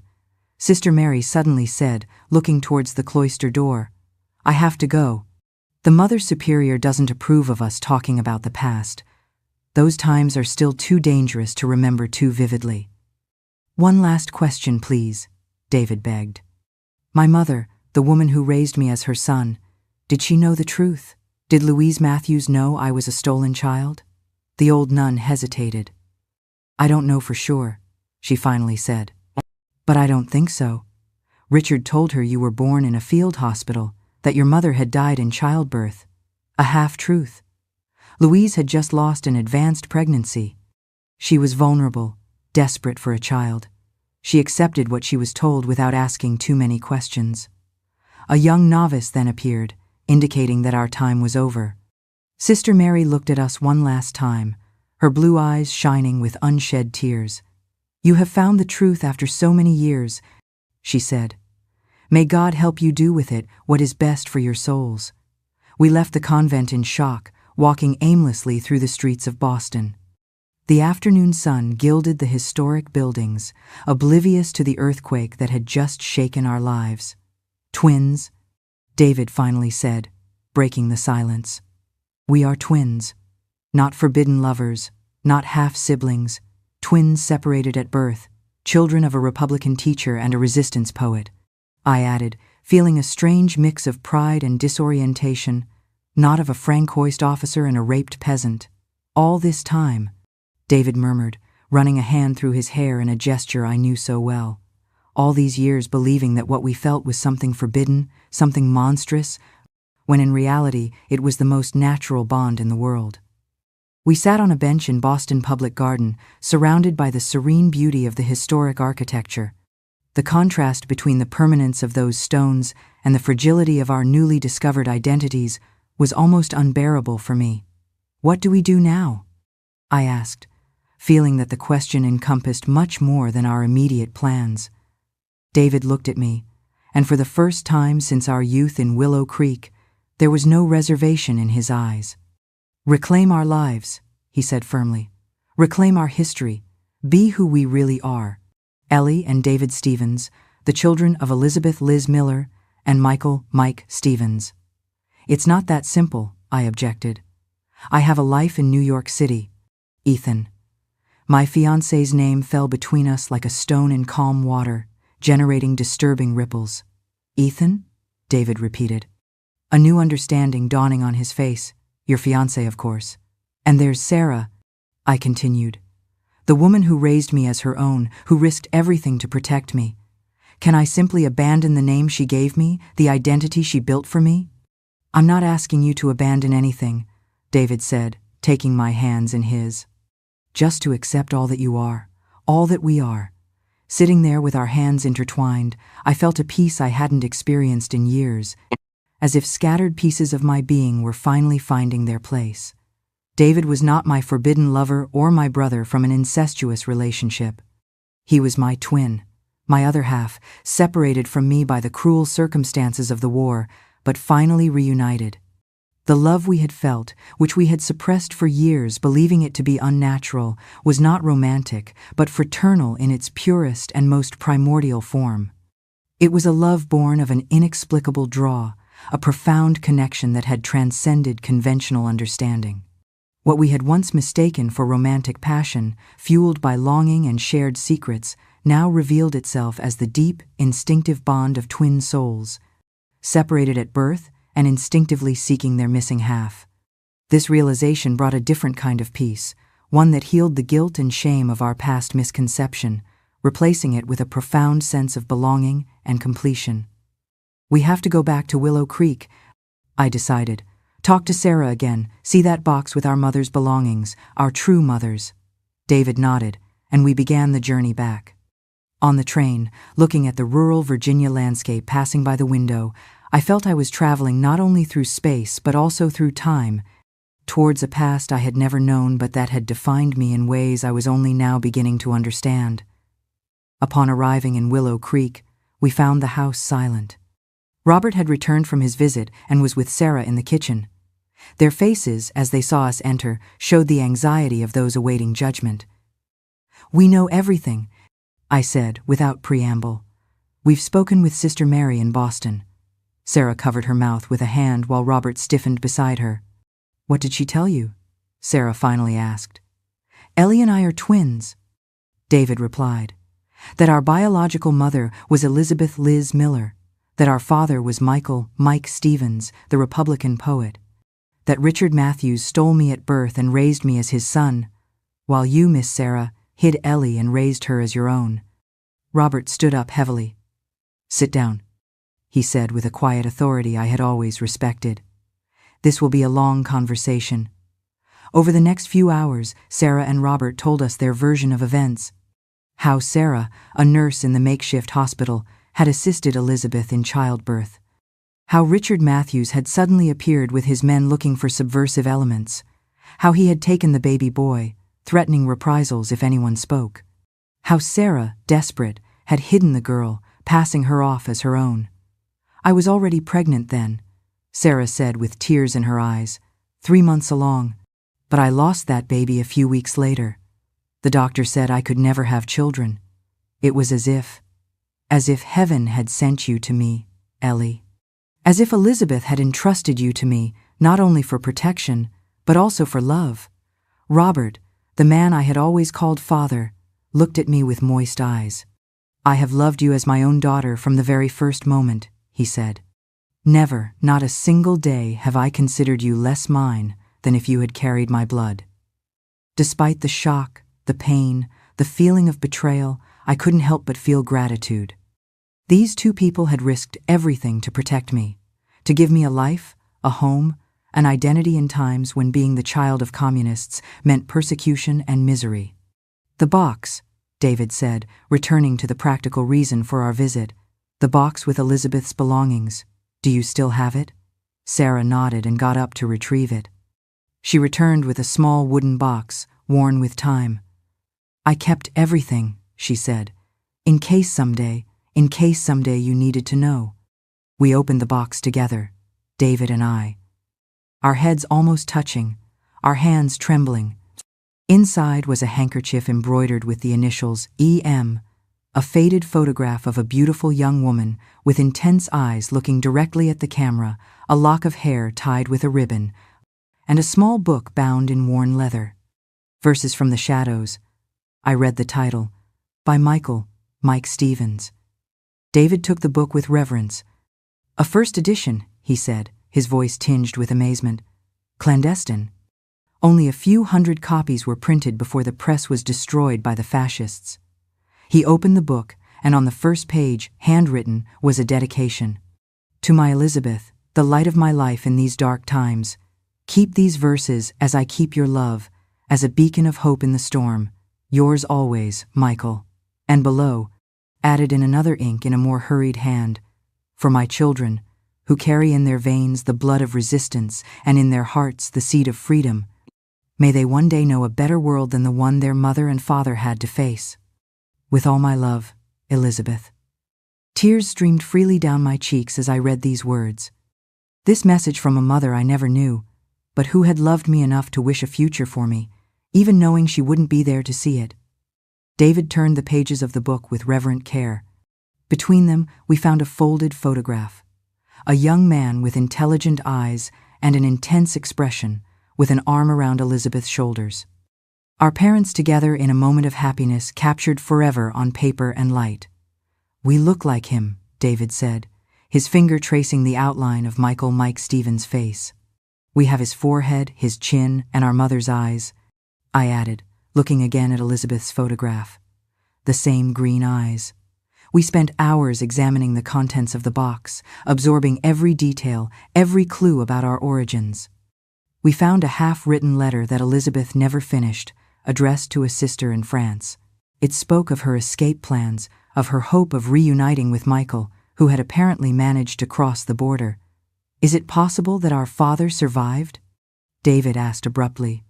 Sister Mary said some believed he had escaped to France. Sarah and Robert exchanged glances. "There were rumors," Robert finally said. "After the war. For years it was said that Mike Stevens was alive, exiled, that he continued writing under a pseudonym, but it was never confirmed. A new possibility opened before us. Not only had we discovered who we were, but perhaps, just perhaps, our biological father might be alive somewhere in France. A man who never knew his children had been born, that his beloved Elizabeth had died giving birth to twins who were separated by the cruelty of the war. We have to find him," David decided. "If he's alive, he has a right to know that his children are too." The determination in his voice resonated within me. Yes, we had to seek not only our potentially living father, but also our own identity, our own truth. But then I remembered Ethan, my fiancé, the man who loved me, who had accepted my past story as I had told him. How would he react to this new and astonishing truth? Would he understand that the woman he planned to marry was someone completely different from who he had believed? "I need to call Ethan," I said. "He needs to know all this." David nodded understandingly. "And I should talk to my mother, to Louise," he paused, correcting himself, "to the woman who raised me as her son." That night, we divided our time between more conversations with Sarah and Robert and difficult phone calls. My conversation with Ethan was tense, confusing. How to explain something so complex, so transformative, over the phone? I told him the essentials, that I had discovered I was adopted, that my origin was different from what I believed, that David was actually my twin brother. I didn't go into detail about Richard Matthews or the complicated web of lies. That would require a face-to-face conversation. Ethan listened in silence, interrupting only to ask clarifying questions. In the end, he simply said, "Come back to New York City when you're ready. We'll talk then. I love you, Ellie, regardless of who you are or where you come from." His words gave me hope. Perhaps, despite everything, our future together was still possible. David's call with Louise Matthews was more difficult. He returned from the phone booth with a pale, tense face. "She refuses to see me," he said, slumping into a chair. "She says Richard told her I was the son of a young single mother who died in childbirth, that it was an act of charity, not a theft. She doesn't believe me, or pretends not to believe me." "What did you expect?" Robert asked gently. "She's built her whole life, her whole identity as a mother on that lie. To admit the truth now would be to destroy her whole world." David nodded understandingly, but still hurt. "I know, but it's hard. For years I've blamed her for not defending me from my father, for not protecting me from his cruelty, and now I discover that she's another victim of his lies." That night, David stayed in the guest room at my parents' house. Sarah and Robert's. I mentally corrected myself. While everyone slept, I slipped in there, needing the closeness of the only person in the world who could fully understand what I was feeling. "Are you awake?"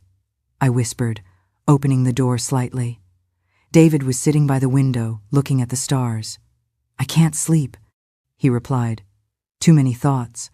I sat on the edge of the bed, wrapped in my bathrobe. "What are we going to do, David? How do we move forward after something like this?" He turned to look at me, and in the moonlight, I saw in his face a reflection of my own, a symmetry that went beyond physical features. "Together," he said, "we've simply been separated for too long." "But we have different lives," I argued. "Your publishing house, my boutique, Ethan." "I'm not asking you to abandon anything," he interrupted, "or anyone. Just not to lose this connection now that we've finally found it. Just to be what we always should have been, siblings, family." I nodded, understanding. It wasn't about choosing between my past life and my new identity, but about integrating them, accepting that I was both Eleanor, Ellie Smith, Sarah and Robert's daughter, Ethan's fiancée, and Ellie Stevens, Elizabeth and Michael's daughter, David's twin sister. "Will we look for our father?" I asked. "If he's alive?" David replied. "He deserves to know that we survived, that his lineage continues, that the fascists didn't manage to completely erase his existence." We stood in silence for a moment, contemplating the stars seen through the small window. The same stars that perhaps our parents had looked at decades ago, dreaming of a future they could never share. "You know," David finally said, "for years I thought what I felt for you in Willow Creek was a forbidden romantic love. Now I understand that it was something deeper, more primordial, the unconscious recognition of a part of myself that I had lost." "The twin bond," I said, understanding. "They say it's one of the most powerful connections that exist, that you can feel each other even when separated. It explains why I always felt like something was missing," David reflected. "A piece of myself I couldn't name, but whose absence hurt me like a phantom limb." I extended my hand towards him, and he took it, intertwining our fingers. There was nothing romantic in that gesture, but a physical confirmation of our bond, of our shared blood, of our common origin. "Whatever happens from now on," I said, "we will no longer be alone. We will no longer be incomplete." The next morning, we made a joint decision. We would return to New York City to sort out our lives, to speak face to face with Ethan and with close friends. And then, when we were ready, we would begin the search for Mike Stevens, our father, if he was still alive somewhere. Before leaving, Sarah gave us one last thing: 2 small, identical medallions. They were Elizabeth's, she explained. She was wearing them when she arrived at the hospital. She wanted her babies to have them someday, one for each of them. The medallions were simple silver discs with an inscription on the reverse: "The truth shall set you free." David and I put them on, feeling a tangible connection to the woman who had given us life, who had died so that we could live, who had loved a resistance poet enough to carry his children in her womb while fleeing for her life. I hugged Sarah tightly before leaving. "Thank you," I told her, "for saving me, for giving me a life, for being my mother despite everything." "I always will be," she replied with tears in her eyes. "Regardless of blood, regardless of the truth you have discovered, you will always be my daughter, Ellie, my child." On the train back to New York City, David and I talked for hours. We planned, we dreamed, we remembered, and for the first time, we looked to the future without the crushing weight of a past that wasn't ours, of secrets that didn't belong to us, of lies that had defined our lives for too long. "Have you ever wondered," David said as the train crossed the golden fields of rural Virginia, "what our lives would have been like if we had grown up together? If Sarah had been able to hide both of us, if we had been raised as siblings from the beginning?" "Constantly," I confessed. "Ever since we discovered the truth, I haven't been able to stop imagining a different childhood, a different destiny." "But then we wouldn't be who we are now," David reflected. "We wouldn't have the experiences that have shaped us, the scars that have strengthened us." He was right, of course. The life each of us had lived, separated by an abyss of lies, but united by an indestructible blood bond, had made us the people we were. Strong, resilient people, capable of facing the truth, however painful it might be. Upon arriving in New York City, we briefly separated, each to face our own difficult conversations. I went to my apartment where Ethan was waiting for me. David went to his publishing house, where he had to explain to his colleagues and friends why he would need an extended leave. The conversation with Ethan was long, emotional, complex. I told him everything, omitting nothing. The true story of my birth, the identity of my biological parents, my relationship with David, both the past misunderstanding and the newly discovered truth. "It's a lot to process," he finally said, running a hand through his hair in a gesture that painfully reminded me of David. "But it doesn't change who you are to me, Ellie. It doesn't change what I feel for you. Even knowing that my whole story, everything you thought you knew about me, was largely a lie?" I asked, scrutinizing his face. "It wasn't a lie," he replied firmly. "It was the truth you knew then, and now you know a different, more complete truth. But the woman you are, the woman I love, is still the same." His words, his understanding, deeply moved me. And what about my plans to search for my biological father? To spend time with David? To explore this new identity? Ethan smiled, and I saw in his eyes that same calm that had attracted me from the beginning. "I'll support you in that. It's your story, your family. Discovering who you really are doesn't take you away from me, Ellie. It makes you more complete. And I love every part of you, even those you are just discovering yourself." That night, David came over for dinner. Ethan greeted him with a warmth that surprised me, considering everything I had told him about our complicated history. "So you're my fiancé's twin brother," he said, shaking David's hand firmly. "Welcome to the family officially this time." David smiled, visibly relieved by the reception. "Thanks for understanding, for supporting Ellie in this." "I love her," Ethan simply replied. "And you are part of her story, of her blood. That makes you important to me too." During dinner, we shared our plans to search for Mike Stevens. David had spoken with contacts in Paris, exiled American writers who might know something about the poet's whereabouts if he was still alive. "There are rumors," he said excitedly.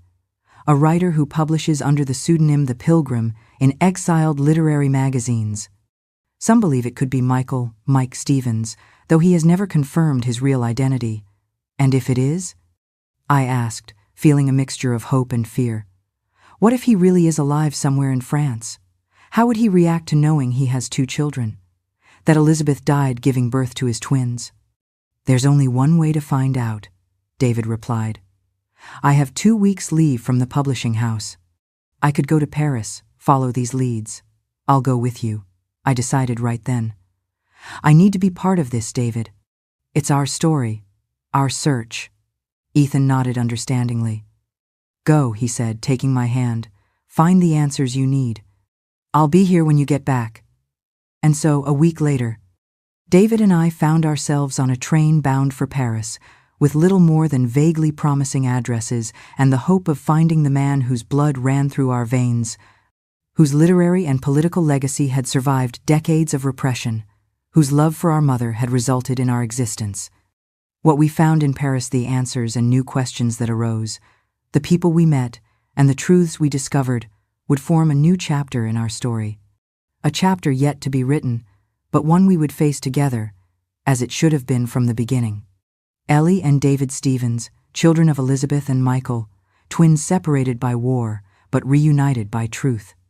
And as the train advanced northward, carrying us towards an uncertain future, but one full of possibilities, I felt for the first time in my adult life a sense of fullness, purpose, and belonging.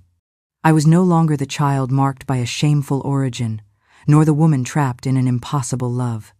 I was Eleanor Ellie Smith, sister, daughter, fiancée, designer, seeker of truths. I was finally myself. Paris greeted us with a fine, constant rain, typical of late autumn. The city of light appeared gray and melancholic, as if reflecting our own uncertainty. David and I stayed in a small hotel in the Latin Quarter near the Sorbonne, where the presence of American exiles was more noticeable. Our first clues led us to a small bookstore specializing in Hispanic literature, the Book Nook, on Bleecker Street. The owner, an older man with a shining bald head and round glasses, narrowed his eyes suspiciously when we asked about the pilgrim and his possible connection to Michael Mike Stevens. "Why are you looking for that ghost?" he asked in American-accented Spanish. "Many have come before. Journalists, Francoist agents, young idealists. Everyone leaves empty-handed." "It's personal," David replied, his voice firm but restrained. "We believe he might be our father." The bookseller studied us with renewed interest, his eyes lingering on mine, then on David's, perhaps noticing the similar green hue. The shared features. "Wait here," he finally said, disappearing into the back room. He returned with a younger man, perhaps in his 50s, with gray hair and a face marked by old scars. He observed us in silence before speaking. "My name is Julian Carter," he introduced himself. "I was Michael Mike, Stevens's comrade in the resistance. Who exactly are you?" We told him our story from the beginning: the birth in Willow Creek, the makeshift hospital, the death of our mother Elizabeth, the separation. How Sarah had raised me as her own, while Richard Matthews had taken David. We told him about our reunion in Willow Creek, the misunderstanding that made us believe we were half-siblings, the recent discovery of our true identity. Julian listened without interrupting, his face impassive. Only his eyes, dark and deep, revealed his emotions: surprise, pain, and finally a kind of recognition.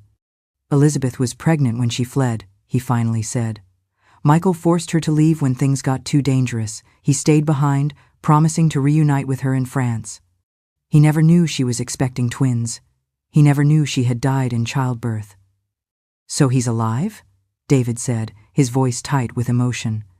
"Michael Mike Stevens is alive." Julian sighed deeply, running a hand over his scarred face. "Come with me. We can't talk here." He led us through the damp streets of Paris to a small cafe on a secluded side street. The place was almost empty, with only a handful of customers hunched over coffee cups, speaking in whispers or reading newspapers. We took a table in the furthest corner. "Michael is alive," Julian confirmed once the waiter brought us coffee. "He lives in a small town on the Breton coast, Pont-Aven. He's been there since 1965, writing under the pseudonym The Pilgrim. Few know his true identity."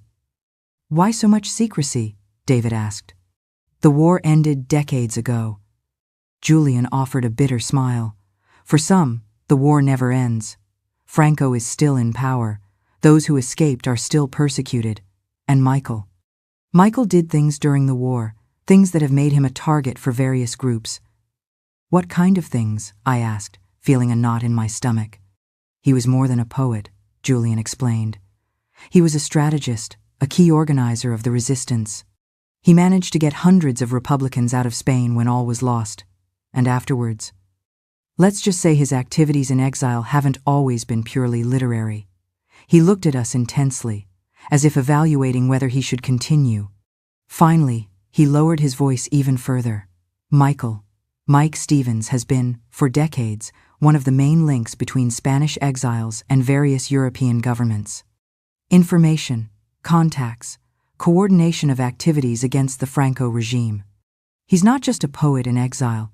He's a symbol, a crucial cog in a machine that some would prefer to permanently dismantle. David and I exchanged glances. Our father was not just a writer persecuted for his ideas. He was an active operative in a Cold War that was still being fought in the shadows of Europe. "Do you think he'll want to see us?" I asked, expressing the growing fear inside me. "Will he believe our story?" Julian leaned back in his chair, considering the question. Michael never got over losing Elizabeth. For years, he tried to find out what had happened to her. The reports he received indicated that she had died in a bombing, that her body was never recovered. The idea that she gave birth to twins, that those children survived, will be a shock, but it could also be his redemption. "Can you take us to him?" David asked directly. "No," Julian replied, "but I can send him a message. The decision to meet you must be his." We returned to our hotel with conflicting emotions. The hope that our father was alive, that we could meet him, mingled with the fear of being rejected, or worse, of not being believed. We spent the next few days in a state of constant anxiety, distractedly exploring Paris while waiting for news from Julian. One afternoon, as we returned from a walk along the Seine, the hotel receptionist handed us a plain envelope. Inside was a brief note written in elegant but firm handwriting. "Tomorrow, train to Bar Harbor, Maine. I'll be waiting at the station. M." That night we barely slept. David paced the room, alternating between excitement and nervousness. "What if we're not what he expects?" he said at one point. 30 years have passed. He's a different man now. We don't even exist in his mind. Or maybe he's waited his whole life to find us. I replied, trying to sound more optimistic than I felt. Maybe this is as important to him as it is to us. The journey to Brittany the next day was long and tense. The landscape gradually changed, becoming wilder, greener, windier. Bar Harbor, Maine, turned out to be a small fishing village with gray stone houses lined up facing a turbulent sea. The station was little more than a covered platform with a small waiting room. When we got off the train, the rain had stopped, but a cold wind from the sea greeted us, stirring our coats and hair. And there, standing next to an old citron, was a man I recognized instantly from the photograph we had found among Elizabeth's belongings. 30 years older, with completely white hair and a face deeply lined, but unmistakably Mike Stevens, our father. As he saw us, his face registered a series of emotions so quickly I could barely register them: surprise, recognition, pain, hope, fear. We approached slowly, as if fearing he might vanish if we moved too quickly. "Elizabeth's eyes," he said when we were in front of him. His voice was deep, slightly hoarse, with an American accent that decades in France had not managed to erase. "You both have her eyes, and your forehead," I replied, unable to hold back the tears that were beginning to form. "Your chin, at least according to the photograph we found." Mike Stevens nodded, as if confirming something to himself. "Get in," he said, pointing to the car. "My house isn't far. We'll talk there." The drive was brief and silent. Michael drove with his gaze fixed on the coastal road, while David and I exchanged nervous glances from the back seat. Finally, the car stopped in front of a small stone house situated on a cliff overlooking the stormy sea. The interior was austere but warm. Books everywhere, a fire crackling in the fireplace, simple but comfortable furniture. On the walls, some framed photographs and, even more surprisingly, paintings depicting American landscapes, olive groves, white villages under the rural Virginia sun, the mountains at sunset. "Sit down," he said, pointing to a worn sofa in front of the fireplace. He took a wooden chair facing us. "Julian has told me part of your story, but I want to hear it all from you." For the next few hours, David and I recounted our story, alternating, completing each other, as if we had rehearsed. We told him about the birth in Willow Creek, Elizabeth's death, our separate lives, the reunion, the years believing ourselves to be half-siblings, the recent discovery of our true identity. Michael listened without interrupting, his face sometimes contorted with pain, especially when we mentioned Elizabeth's death, other times illuminated by admiring surprise, as when we told him about our respective careers and achievements. "I have questions," he finally said when we finished our story. "Many questions, but first I need you to see something." He stood up with deliberate movements of a man accustomed to controlling every aspect of his being and approached a bookshelf. He pulled out an old leather-bound book, similar to the one we had found among Elizabeth's belongings, but evidently more used, with dog-eared corners and a spine cracked from countless readings. "My first collection of poems," he explained, opening the book with reverent care. "Elizabeth's personal copy. I recovered it from her room in the small inn in Richmond, Virginia, where she lived before she fled. For all these years, it has been the only thing I had left of her." He turned the pages until he reached the back-end paper. There, meticulously pasted, was a photograph we had never seen. Elizabeth, clearly pregnant, smiling at the camera with a protective hand over her bulging belly. "I never knew they were twins," he said, his voice breaking slightly. "I never knew you had survived. I was told Elizabeth had died in a bombing in the Extremadura area while trying to cross into Portugal. I searched for years, followed every rumor, every clue, and all this time you were alive." His eyes, the same warm brown tone as the photograph we had, filled with unshed tears. "I need proof," he said abruptly. "Not because I doubt your word, but because I've learned in these years that hope can be the cruelest weapon. If you are truly Elizabeth's children, you will carry something with you, something she always said she would give to our children if we ever had any." David and I looked at each other, confused. What could he be referring to? The medallions Sarah had given us? But those had been in Sarah's possession all this time. They wouldn't be conclusive proof. "Your wrists," Michael said, noticing our confusion. "If you are Elizabeth's children, you will have a birthmark, a small crescent moon, right here." He pointed to the inside of his own wrist. With trembling hands, David and I rolled up our sleeves, and there it was on both of us, the same mark, a small, barely visible crescent moon, like an old scar or a faded birthmark. Elizabeth had the same mark, Michael explained, his voice now definitely broken by emotion. Her mother, too, and her grandmother. She said it was the mark of the women in her family, passed down from generation to generation. In men it was fainter, but always present. He stood up slowly, as if the weight of the truth was physically overwhelming. He approached us, and with a tenderness that contrasted with his austere appearance, he touched our faces one after another. "My children," he said, the words barely audible. "My children live." What followed was an awkward, unexpected, but deeply necessary hug. Three strangers united by the invisible ties of blood, of love lost and found, of a truncated history that finally found its continuation. We spent 3 days at the cliffside house talking incessantly, making up for 3 decades of absence. Michael told us his story.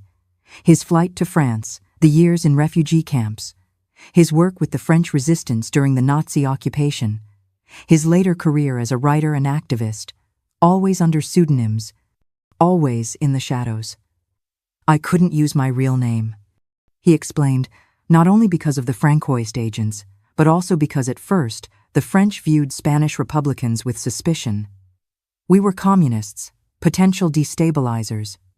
Only later, when it became convenient for international politics, did we become freedom fighters. He told us about Elizabeth, how they had met at the university where he taught literature and she studied to be a teacher, how their relationship had blossomed in times of peace and survived the tumultuous early years of the Republic, how the war had changed everything, turning them not only into lovers, but into comrades in arms, into conspirators. "Brilliant," he said, his eyes lost in distant memories. "Braver than I, more determined. When I knew she was pregnant, I insisted she flee to Portugal. I promised to reunite with her once I organized the evacuation of our resistance group, but the escape network was discovered. We lost many comrades. I barely managed to cross into France with a handful of survivors. David and I absorbed every word, every detail, building in our minds the image of the woman who had given us life, of the love story that had preceded our birth. On the 3rd day, as we had breakfast overlooking the stormy sea, Michael raised the inevitable question. What do we do now? What's next for us? It was a question loaded with implications. Would we return to our lives in New York City, leaving Michael in his self-imposed exile? Would he try to return to Spain now that the Franco regime showed signs of weakening? Was it possible at this point to build any kind of meaningful family relationship? "I want to know you," I said simply. "I want you to be part of my life, of the life I'm building with Ethan. I want my children, when I have them, to know their grandfather." "Same here," David added. "I don't expect us to make up for lost time, but we can create new memories, establish new connections, not as strangers who share blood, but as family who choose to be together." Michael smiled, a genuine smile that transformed his austere face into something warm, almost youthful. "I would like that," he said. "I would like that very much." We agreed on an initial plan. Michael would come to New York City in 3 months when things had calmed down. He would use one of his pseudonyms. He would stay in a discreet apartment, and little by little, we would introduce his presence into our lives. "There are things I need to finalize here first," he explained. "Commitments I can't abandon abruptly, but in 3 months, I'll be free to begin this new stage." We said goodbye with the promise to keep in touch through an indirect correspondence system that Michael had perfected over years of clandestinity. We hugged again, this time more naturally, as if our bodies were beginning to remember a bond that had been interrupted before it had a chance to form. The journey back to Paris, and then onwards to New York City, felt lighter, profoundly different from the outward journey. David and I talked animatedly, making plans, imagining future scenarios, feeling that a fundamental piece of the puzzle of our lives had finally fallen into place, illuminating paths we never knew existed. "You know," David said as the train crossed the Pyrenees back into United States, "he was right when he said we have his eyes, Elizabeth's." "I know," I replied, smiling. "I saw it in the photograph, but we also have a lot of him, his determination, his resilience. And his talent for storytelling," David added with a smile.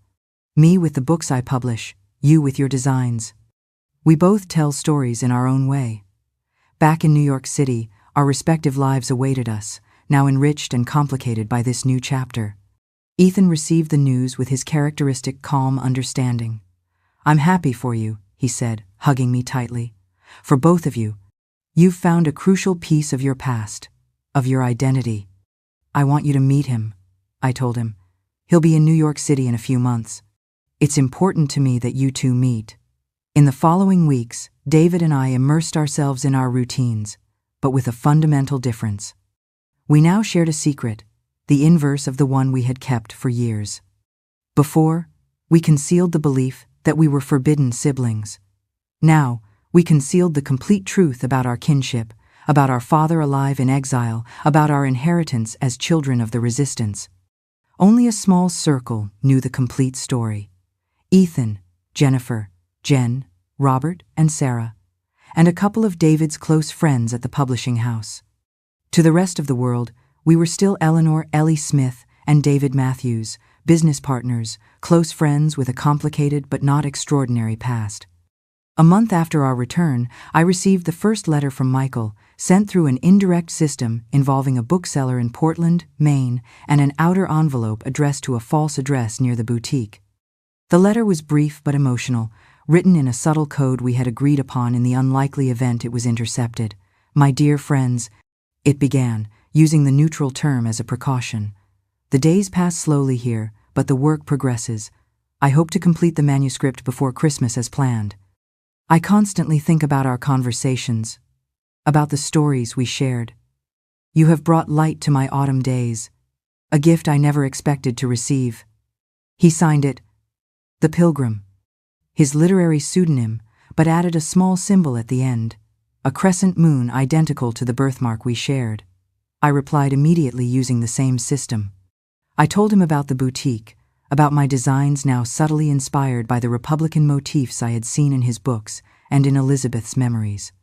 I told him about Ethan, about our wedding plans for the spring, about my hope that he could be present, even if discreetly.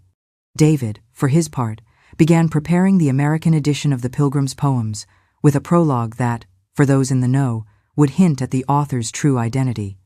It was his way of honoring our father's legacy, of beginning to publicly rebuild what the dictatorship had tried to erase. Life continued with new colors, new meanings. The boutique prospered. My designs received increasing attention from the specialized press. Ethan and I finalized our wedding plans. A small, intimate ceremony scheduled for April of the following year. It was in January 1984, 3 months after our return from France, when we received the call that changed everything. I was in the boutique, adjusting the final details of a wedding dress, when David rushed in, his face pale, his hands visibly trembling. "There's been an accident," he said without preamble. "Michael, an accident on the coastal road in Brittany." The world seemed to stop. "Is he?" I couldn't complete the question. "In the hospital?" David replied. "Critical condition. Julian just called me. We have to go, Ellie. We have to go now." The next few hours were a blurry whirlwind. Ethan organizing our trip while I, in shock, mechanically packed, David contacting his colleagues at the publishing house, inventing a plausible family emergency. The endless journey to Paris and then the train to Brittany. every minute a torture of uncertainty. When we finally arrived at the small regional hospital where Michael had been admitted, Julian was waiting for us at the entrance. His face told us everything we needed to know, even before he spoke. "I'm sorry," he said simply. "He didn't survive the surgery. He passed away an hour ago." The pain was physical, sharp, as if something inside me had broken irreparably. David held me as my legs gave way, and I held him when moments later his own strength abandoned him. We had found our father only to lose him 3 months later. Fate, with its characteristic cruelty, had granted us barely a glimpse of what could have been before definitively snatching it away. "What happened?" David managed to ask when we regained some composure. "Was it really an accident?" The question hung between us, loaded with implications. We all knew the dangers Michael had faced for decades, the enemies he had accumulated both in Spain and abroad. Julian led us to a small cafe near the hospital where we could talk with more privacy. "The car went off the road on a curve," he explained. "It was night. It had rained. The road was slippery. Doctors found elevated alcohol levels in his blood, which is strange because Michael barely drank, and there was something else."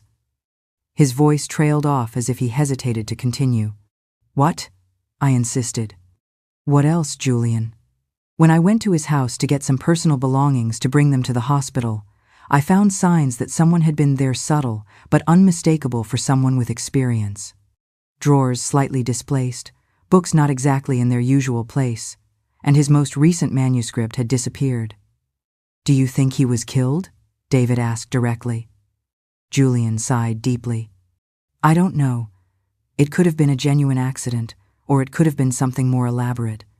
Michael had sensitive information, valuable contacts, and with Franco sick, with the transition inevitably approaching, there are those who would prefer certain secrets to die with the dictatorship. The possibility that our father had been murdered, that his accident had been orchestrated by regime agents or by other dark interests, added an additional layer of horror to our pain. There's something else you should know," Julian continued, pulling an envelope from his jacket. "Michael left this for you. He gave it to me the day after your meeting in case something happened to him. He said he knew the risks of his position better than anyone." I took the envelope with trembling hands. Inside was a handwritten letter and a small object wrapped in cloth. "Dear Ellie and David," the letter began, written in the same elegant but firm handwriting I had seen in his house. "If you are reading this, it means my fears have materialized, and I will not have the privilege of seeing you become the extraordinary people you already are. Forgive me for this new absence, this time definitive. In the few hours we shared, I felt more joy than I had known in decades. To discover that the children Elizabeth and I conceived not only survived but prospered, that they found their way back to each other, despite all barriers, has given me a peace I thought impossible. I leave you the only thing of real value I possess. The engagement ring I gave Elizabeth in 1944, when the future seemed bright and possible. She kept it until the end, and it was returned to me among her meager belongings by a compassionate nurse. Now it belongs to you as a symbol of a love that neither war, nor separation, nor even death could extinguish. Live your lives fully, love deeply, and never forget where you come from. The blood of fighters runs in your veins, but also the blood of dreamers and creators. Use that legacy wisely, with all my love, though brief in time, but eternal in heart. Your father, Mike Stevens." I unwrapped the small object.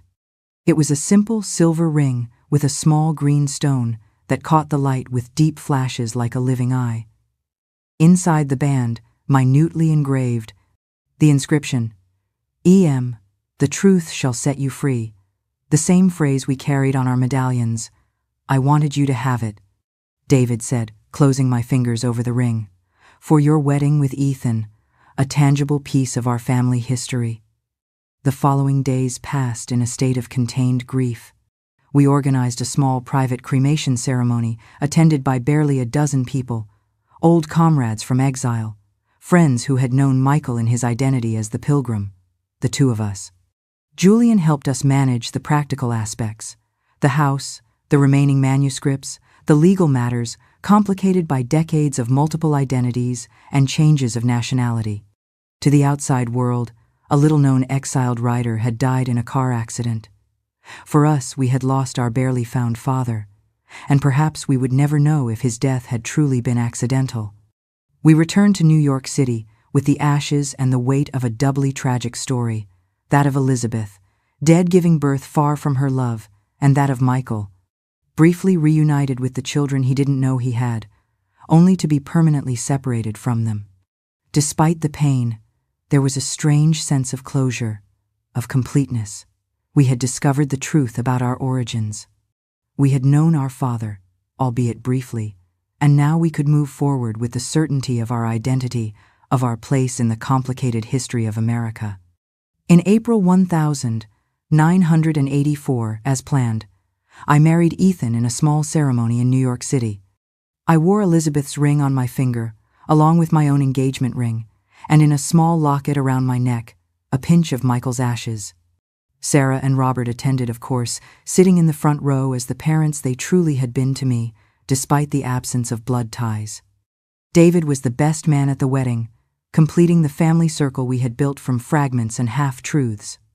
During the reception, while guests danced and celebrated, oblivious to the undercurrents of our family history, David approached me with a glass of champagne. "Are you happy?" he asked, studying my face with those green eyes so identical to mine. "I am," I replied sincerely. "Not as I imagined I would be years ago when we met in Willow Creek. It's a different kind of happiness, perhaps more complex, but real." "Do you sometimes think about what might have been?" he asked, his voice low so only I could hear him. "If we hadn't believed we were half-siblings? If we had run away together that night as we planned?" The question surprised me, not because I hadn't thought about it, but because I believed we had left such speculations behind. "Sometimes," I admitted, "but then I remember that we are siblings, David, twins. What we felt then, what we confused with romantic love, was the primordial bond of blood, recognizing itself. And what we have now, this relationship, this connection, is just as powerful, but without the complications, without the shadows." David nodded, a sad but understanding smile on his lips. "You're right, of course. And I'm happy for you, for Ethan, for the life you'll build together. I just wanted you to know that no matter what, I'll always be here as your sibling, as your friend, as the other half of yourself that, against all odds, you found." I hugged him tightly, grateful for his presence, for the extraordinary relationship we had built from the rubble of a family history marked by war, separation, and lies.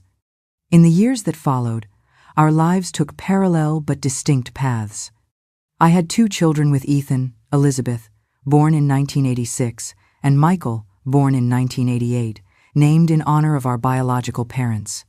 The boutique expanded to Washington, D.C., and briefly to Paris. David married Anna in 1990, a literary translator he had met at his publishing house, and they had a daughter, Laura. We maintained our connection as siblings, as friends, as occasional partners in projects that intertwined fashion and literature. Our children grew up together, sharing the family secret that we gradually revealed to them as they matured. The story of their grandparents, of the war and exile, of the love that had survived separation, of the twins who reunited without knowing they were. We scattered a portion of Michael's ashes in the sea, near New York City, in a private ceremony attended only by our immediate families. The rest we kept in a small urn that passed between our homes every few months. A tangible reminder of the father we had barely known, but whose legacy lived on in us. With Franco's death in 1975 and the beginning of the democratic transition, David began to openly publish Mike Stevens' works, gradually revealing his true identity as a key figure of the Republican resistance. In 1992, he edited a complete biography titled The Pilgrim, The Life and Work of Michael Stevens, which included details of his personal history, his love for Elizabeth, and the extraordinary reunion with his twin children decades later. The book caused a sensation in literary and political circles, sparking debate about the buried secrets of the Civil War, about lives truncated by repression, about the fragmented identities of exile. To our surprise, we received letters from Elizabeth and Michael's old comrades, people who had known them before the war or during the early years of the conflict, who provided new details, new perspectives to the story we had reconstructed. One letter in particular, received in 1993, almost 10 years after Michael's death, deeply impacted us. It came from an elderly woman living in a small town in the Appalachian region of Tennessee. "I don't know if this letter will find you," she wrote in shaky handwriting. "I have read Mike Stevens's biography and recognized the story, the dates, the places. I was a nurse with your mother, Sarah, in that makeshift hospital where you were born. I want you to know something she perhaps never told you to protect you or to protect herself. The night Elizabeth died after childbirth, Richard Matthews didn't take the baby boy by chance or by an act of arbitrary cruelty. He did so because Elizabeth, in her last lucid moments, begged him to save her children. She told him they were the children of Mike Stevens, the poet he had been pursuing for years. If the babies remained in the hospital records as children of known Republicans, their fate was sealed." Richard Matthews had known Elizabeth years earlier when she was a teacher in his hometown. It was said that he had been in love with her, but she had rejected him, choosing Michael. The war turned that romantic rivalry into an ideological hunt. That night at the hospital, something changed in him when he saw dying Elizabeth, the newborn babies. It wasn't compassion exactly, but perhaps a recognition of lines that even in war should not be crossed. He decided to take only one of the babies, leaving the girl in Sarah's care, who had already agreed to take her in. I don't justify his actions. Separating the twins was an act of cruelty, regardless of his motives. But perhaps it explains why years later, when you two reunited and he discovered who you really were, he didn't reveal the truth. It wasn't just to protect his reputation, it was to protect the last promise he made to Elizabeth, that her children would live, even if separated, even if under false identities. I know this doesn't change the pain you've experienced, the confusion, the lost opportunities, but perhaps it adds a nuance, a complexity to the narrative you've built in times of war. Even monsters sometimes have moments of humanity. Even heroes make questionable decisions for survival. I am nearing the end of my life, and I wanted to share this with you. May the truth, however complicated, bring you the peace we all seek. The letter was simply signed, Pilar Vega, nurse. David and I read and reread that letter many times, discussing its implications, questioning its veracity, trying to reconcile this new version with the narrative we had built about our origins. Was it possible that Richard Matthews, the villain in our family story, had acted partially out of compassion? That the man we had hated our entire adult lives had been, in some twisted way, a savior? "It doesn't change what he did," David finally said after days of reflection. "He separated us. He raised me as his son in a lie. He left you believing you were the result of a rape. No, it doesn't change it." I agreed, but perhaps it contextualizes it. The Civil War wasn't black and white. Heroic Republicans versus evil fascists. It was a mosaic of grays, of impossible decisions, of survival at any cost.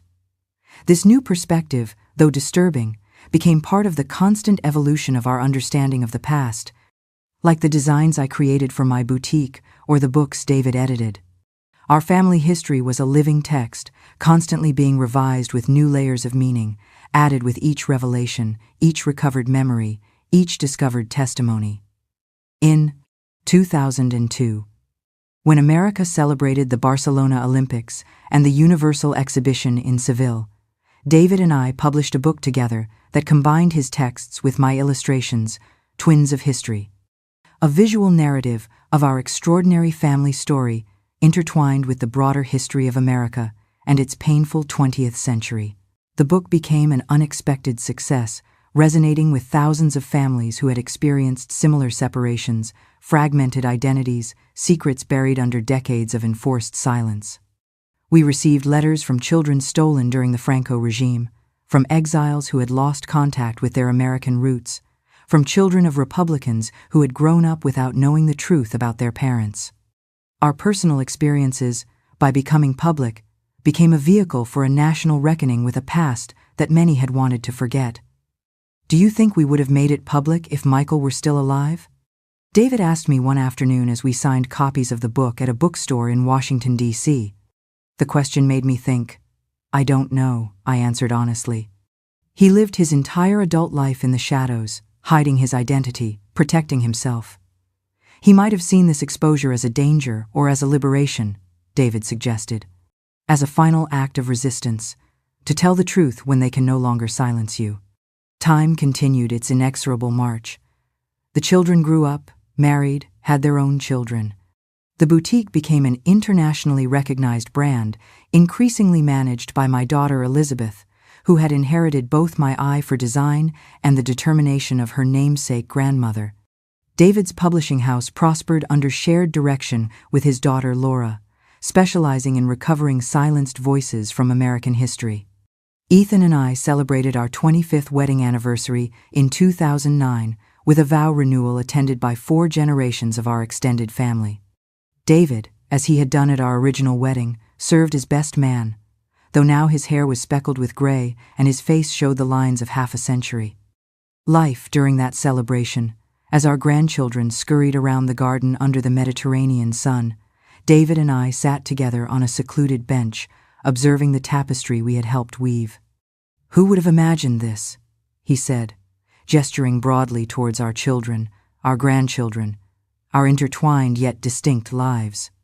When we met in Willow Creek, when we believed we were half-siblings, when we thought all was lost, or even earlier, I added, when we were born in that makeshift hospital, immediately separated, destined for completely different lives, the odds of us meeting, of us discovering the truth, were astronomically low. And yet, here we are, David concluded. Perhaps there is a design after all, a logic in the apparent chaos of history. Or perhaps, I suggested, it's simply that some connections are too strong to be broken permanently. Some truths inevitably find their way into the light. As the sun set over that family gathering, over decades of revealed secrets and healed wounds, over the extraordinary odyssey that had been our shared life, I felt a peace that had eluded me for so long.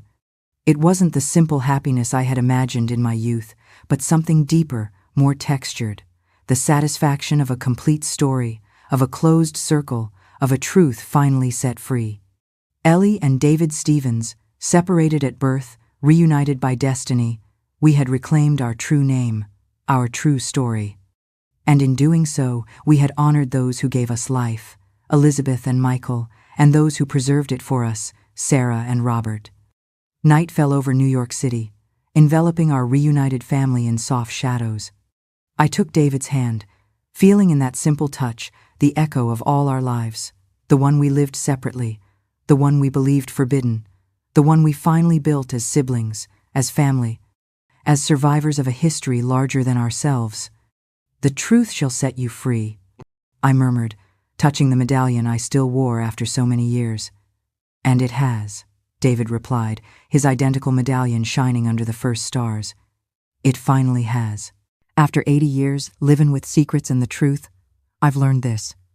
Ain't no lie that lasts forever, and ain't no love truly forbidden if it comes from a pure heart." David and Itu twins, torn apart, then found each other in love, only to be tricked into thinking we were half-siblings. We lost 3 precious years to a lie spun out of good intentions. But the truth, hard as it was, it finally set us free. You face your past. You go look for the truth, no matter how harsh it might be.